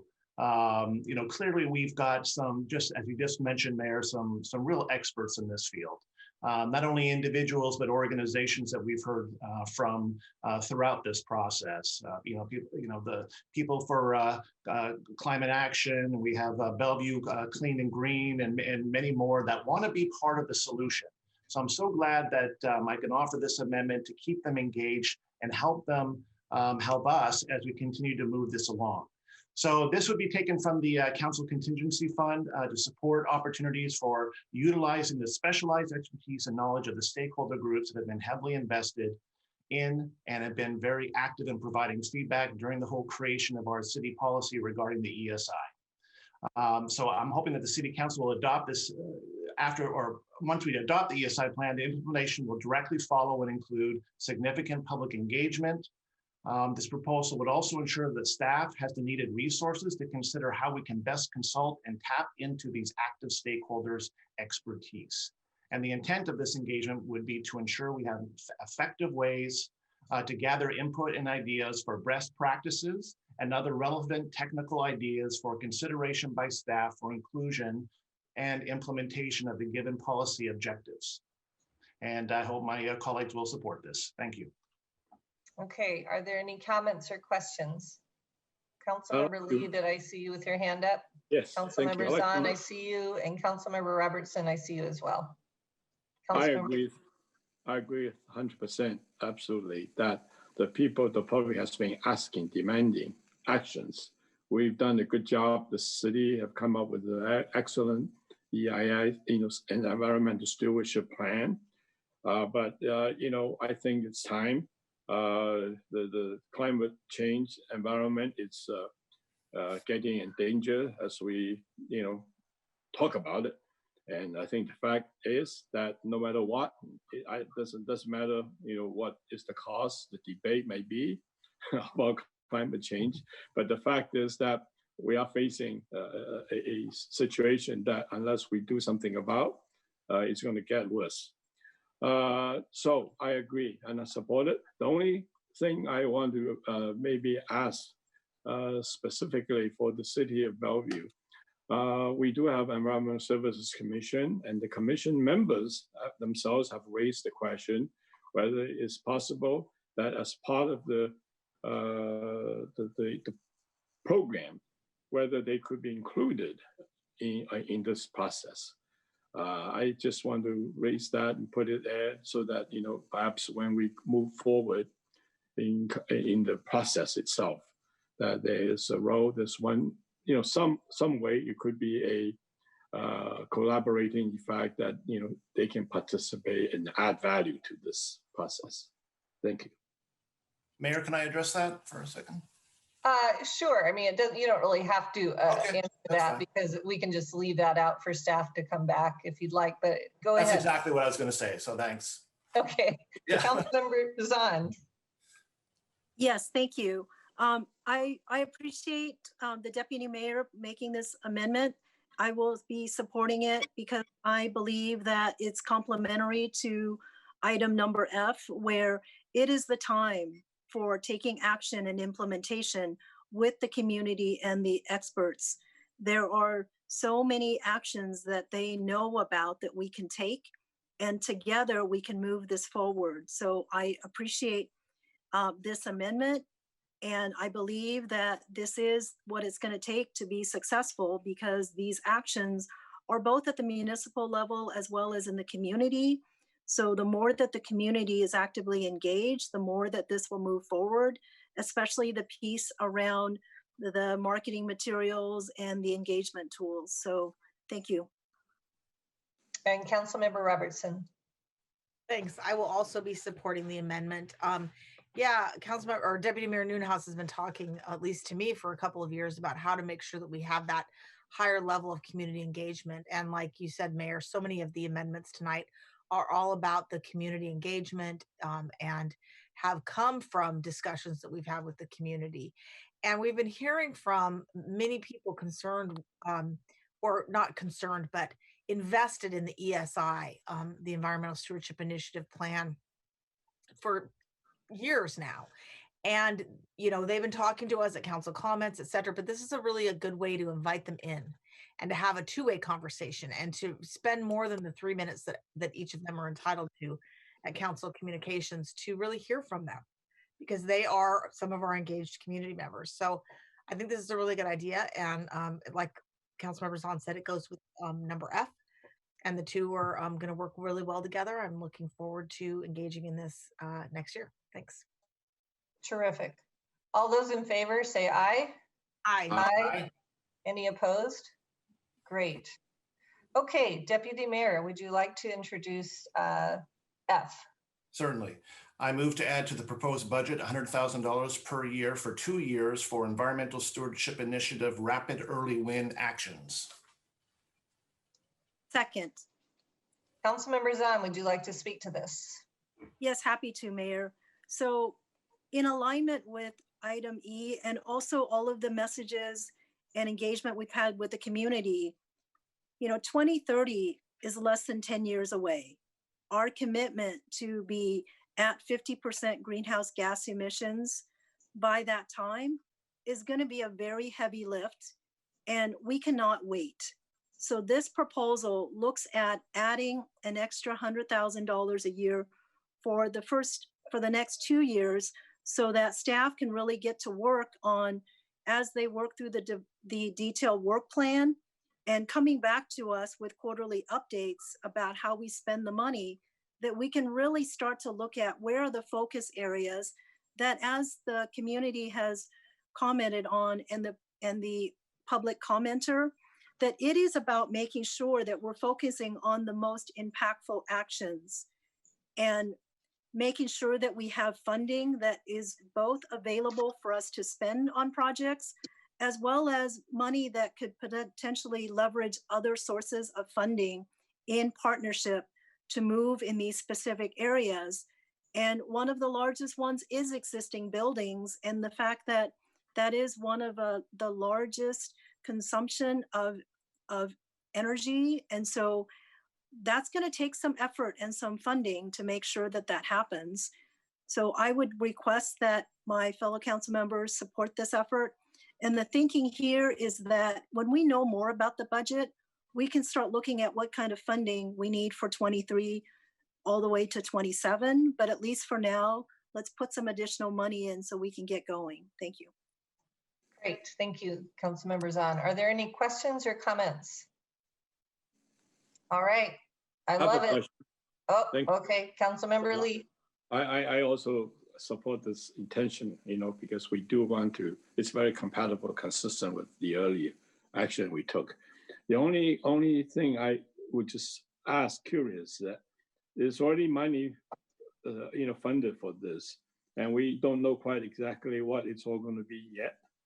And so if whether we're asking for $100,000 or $200,000 for 2 years, whether that's going to be adequate or appropriate for whatever conversation that this funded piece is going to, and also including the earlier piece, having more folks really talking about taking some steps to act, we don't know. So I'm thinking it could be not enough, inadequate, or maybe we don't know what to do with the money yet. So because of those questions, I was just curious whether having a specific amount dedicated to it would make that much of a difference, rather than saying that we want to have a report back to us based on what they are committed to do with the existing funding already there, so that we can actually have a reserve, which is already going to be in the, I would imagine, in one source as a council contingency, but other places we can actually look for also, supply funding necessary. So that's just, my question. And I don't mind putting money to it, but I'm just wondering the efficiency and effectiveness of having this specific $100,000. Should it be 300? Should it be 50,000, or whatever that may be? That's just a question. I'm going to ask Tony to answer this, but I know that Councilmember Zhang worked extensively with staff to come up with this amendment, Good. so I know there'll be a good answer. Absolutely. Thank you, Mayor. And Councilmember Lee, good question. Matt Cummins is also here if we have additional questions. Councilmember Lee, this proposal would bring back to you and to the council in the first part of next year, at your next ESI update, an actual detailed work plan of how this funding would be spent. So you certainly still have a further discussion on the exact funding and what those things would be. One of the goals that Councilmember Zahn had as she was thinking about this was doing the leveraging piece, as you were talking about. How do we use this funds to leverage more funds to help this? So that is included in her proposal, and again, would come back to staff next year. Okay, so it would be just a starting point. Okay, thank you. You're welcome. Yeah, and I would just add that certainly as we know more about the budget in 2021, if there was more funding available, that would allow us to move faster. But this is a modest request, recognizing that we do have some budget shortages. And so I want to make sure that I'm still being prudent in this request. Yeah, we appreciate that. Are there any other comments or questions? All right, seeing none, all those in favor say aye. Aye. Any opposed? Great, thank you.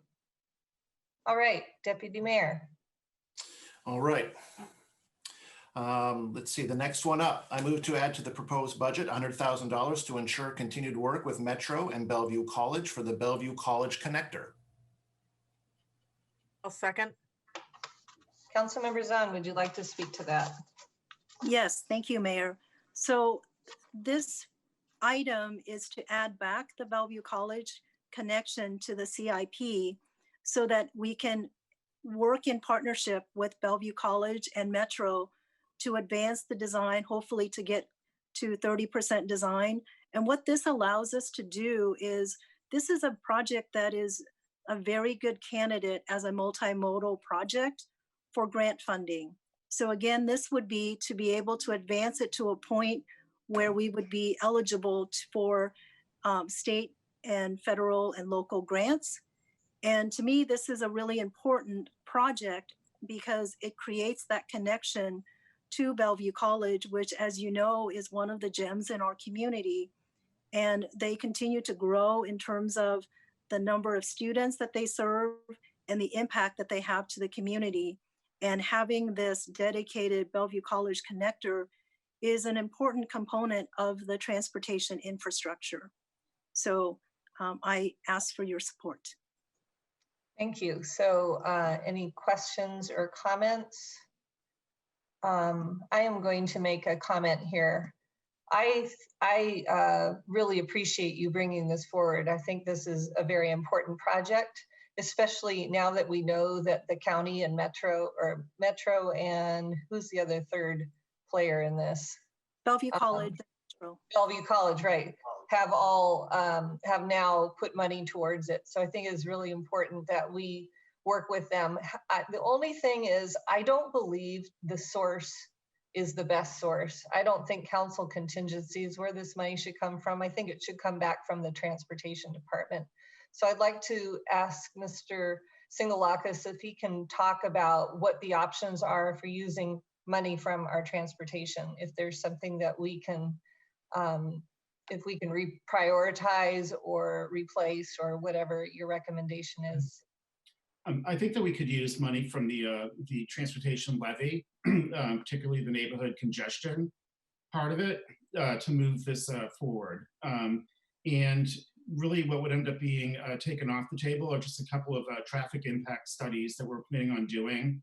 It's a project development tool for us to identify projects. And we already have a pretty good queue in the pipeline already. So if we don't do that this year, we won't fall behind. Okay, so can I make a friendly amendment to take the money out of the transportation budget instead of the council contingency? So if somebody wants to second that or not, whatever. I think okay, thank you. So we can open that up for discussion and discuss the Councilmember Lee. Thank you. I have a question for Mr. Singalakis. I know that you say that your pipeline is probably pretty full and you are going to take away from the neighborhood traffic congestion.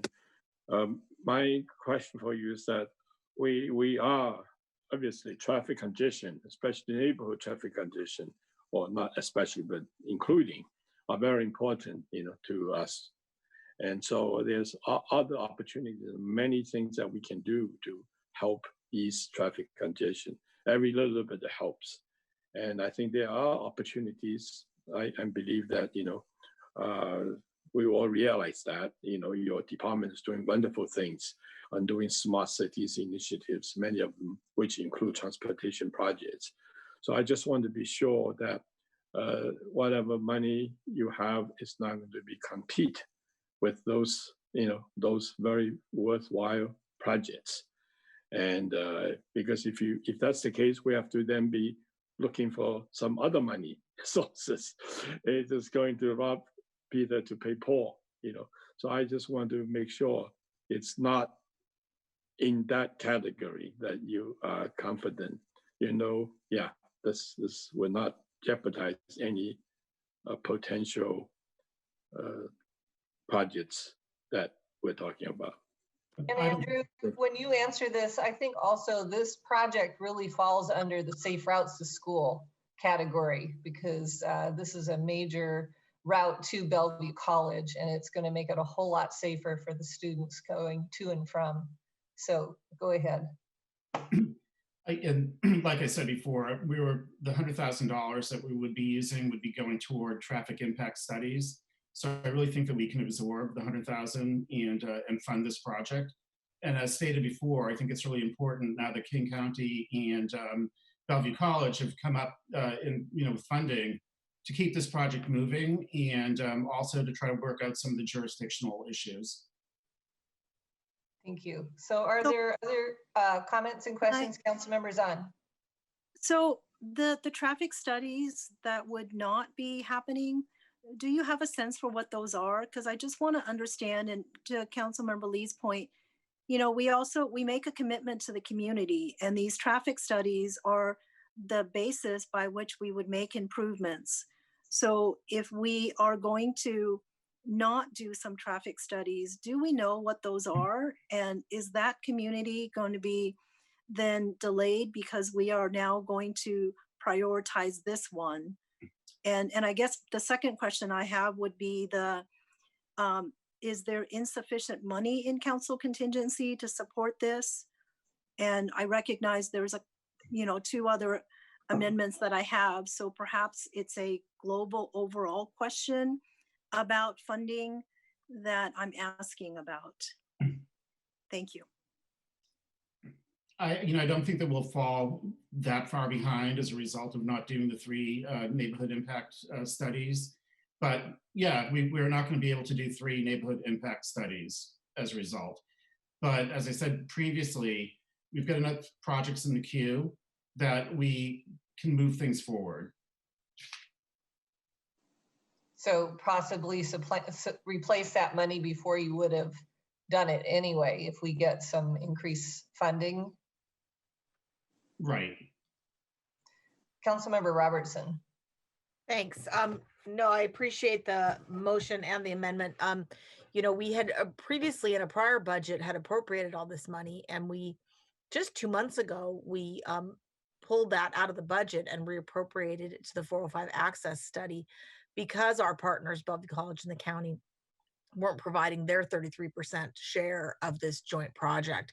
And since they are now reappropriating it, I think it's wholly appropriate for us to appropriate this money. I would be supportive of taking some money out of feasibility studies.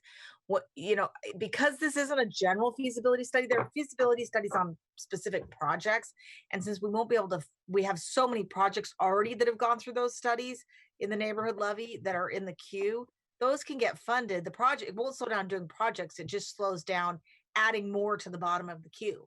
So, and the queue is long enough that I don't think we'll lose anything. So I'll vote yes on the amendment, and I'll vote yes on the underlying motion. And thank you everyone for bringing this up. Any other comments or questions? That's a good answer. Do you have your hand up? I don't see your hand. Yeah, sorry. Okay, go ahead. I was saying that's a good question from Councilmember Robertson. I'm happy with that answer. All right, so let's vote on the amendment to the amendment. All those in favor say aye. Aye. Any opposed? Okay, and then let's go ahead and vote on the amended amendment. All those in favor say aye. Aye. Any opposed? Great, thank you, Councilmember Zahn, for bringing this up. I'm really pleased to vote for this. Okay, Deputy Mayor. Yes, I move to adjust the timing of funds to the proposed CIP related to Vision Zero Rapid Build Data-Driven Safety Program project to allow for $355,000 per year for 7 years. Would someone like to second that? I'll second it. Okay, Councilmember Zahn. Yes, thank you.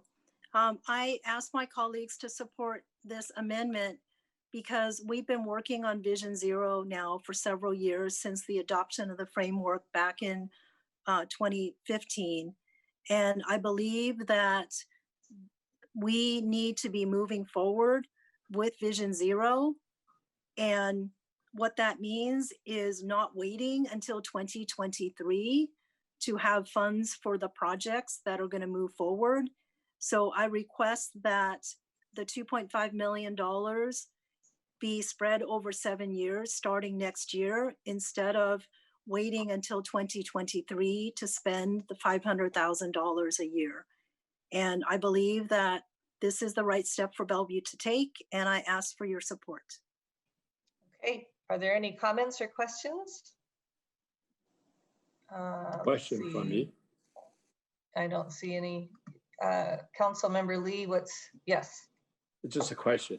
What does the staff feel? They have the resources, the manpower, the schedule to make that happen appropriately well? I mean, yeah, that's just my question. Logistically, what does the staff, what would they do? I believe that we have the staff resources to do these, and they're very scalable types of projects. So any amount of money would end up benefiting moving ahead. Okay, I'm grateful for this. I think this is a very clever idea, Councilmember Zahn. And as a bike commuter who's afraid to ride at night right now, I really appreciate advancing these programs. So thank you very much. Councilmember Barksdale, you'll have to tell me if you have a question because you're on the second screen. So I have to like keep flashing back. So if I miss you, just speak up, but I don't see you raising your hand. So all those in, Deputy Mayor Nieuwenhuis, yes. Thank you.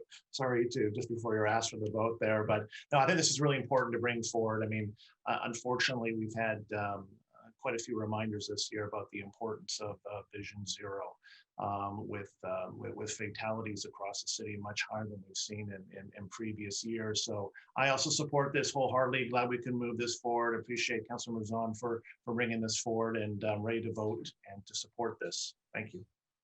All those in favor? Oh, Councilmember Lee. Thank you. Since I have the opportunity, I want to take advantage of this. I want to thank Councilmember Zahn for doing this, moving forward as well, because Vision Zero is very important to us, obviously, and we have a very robust program going on, and it requires technology. You know, yes, you probably know I'm pushing very much for transportation technology development. And so, by moving this forward and doing it earlier and looking at all the opportunities, they're all connected, one to the other. Autonomous vehicle and Vision Zero and smart cities initiatives and all important. So this will speed up any process. It's going to be good. Technology is moving fast. It doesn't wait for us. Thanks. Thank you. All those in favor say aye. Aye. Aye. Any opposed? Great. And then I think our next one, go ahead, Deputy Mayor. Will do. I move to adjust the timing of funds in the proposed CIP related to the Growth Corridor High Comfort Bicycle Network Implementation Project to allow for $500,000 per year for 2021, 2022, and 2023.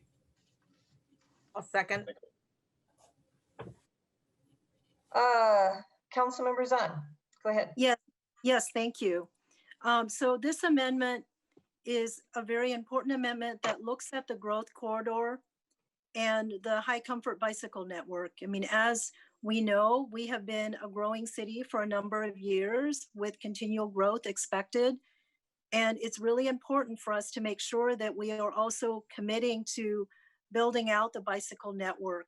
So what I'm proposing is that instead of spending $100,000 in 2021 and then ramping up in 22, 23, and 24, that we make the commitment starting next year to spend $500,000 for the next 3 years. And this request is only looking at the first 3 years, again, in anticipation that if we do see our budget and our revenues improving, that then we can look at in the out years putting money in the budget. But for now, let's at least make sure that we get moving with urgency. And this also then is a potential for us to create some funding for potentially partners or grants that might be possible. So always thinking about how we take our money and leverage it as a cost multiplier for additional dollars if possible. Thank you. Okay, any questions or comments? I'm going to make a comment here. I really support this and I appreciate it because of what I said before also. And I just hope that staff is able to prioritize the LED light replacements across the city, because it really does make a huge difference, especially in our climate, to illuminate the streets for the peds and the bikes and the cars to see them. So that's just a comment on this, but I really appreciate this amendment. Councilmember Lee, are you raising your hand? Yes, thank you. My question posed to the staff is the same as I did previously. If the answer is yes, I'm completely happy. So I want to give them a chance. Yeah, we do have the staff resources to take this on in the next 3 years, no question. Great. Are there any other comments or questions? Not seeing any. All those in, Deputy Mayor, go ahead. Thank you. And I just wanted to mention that as a cyclist, I especially appreciate this, but this is also just critical as we see more and more companies making Bellevue their home. I mean, 25,000 jobs coming in from Amazon alone.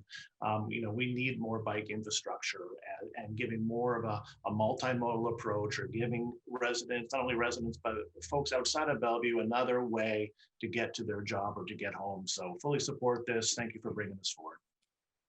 Okay. All those in favor say aye. Aye. Aye. Any opposed? Okay, that's great. So I believe we are done. Nice work, everybody. Thank you so much. I know you worked, all of you, very hard for the last 2 weeks to bring this forward, and I just appreciate your input and the community's input and the staff's work on this. So our meeting's adjourned, and we will vote on this next week. Thank you very much.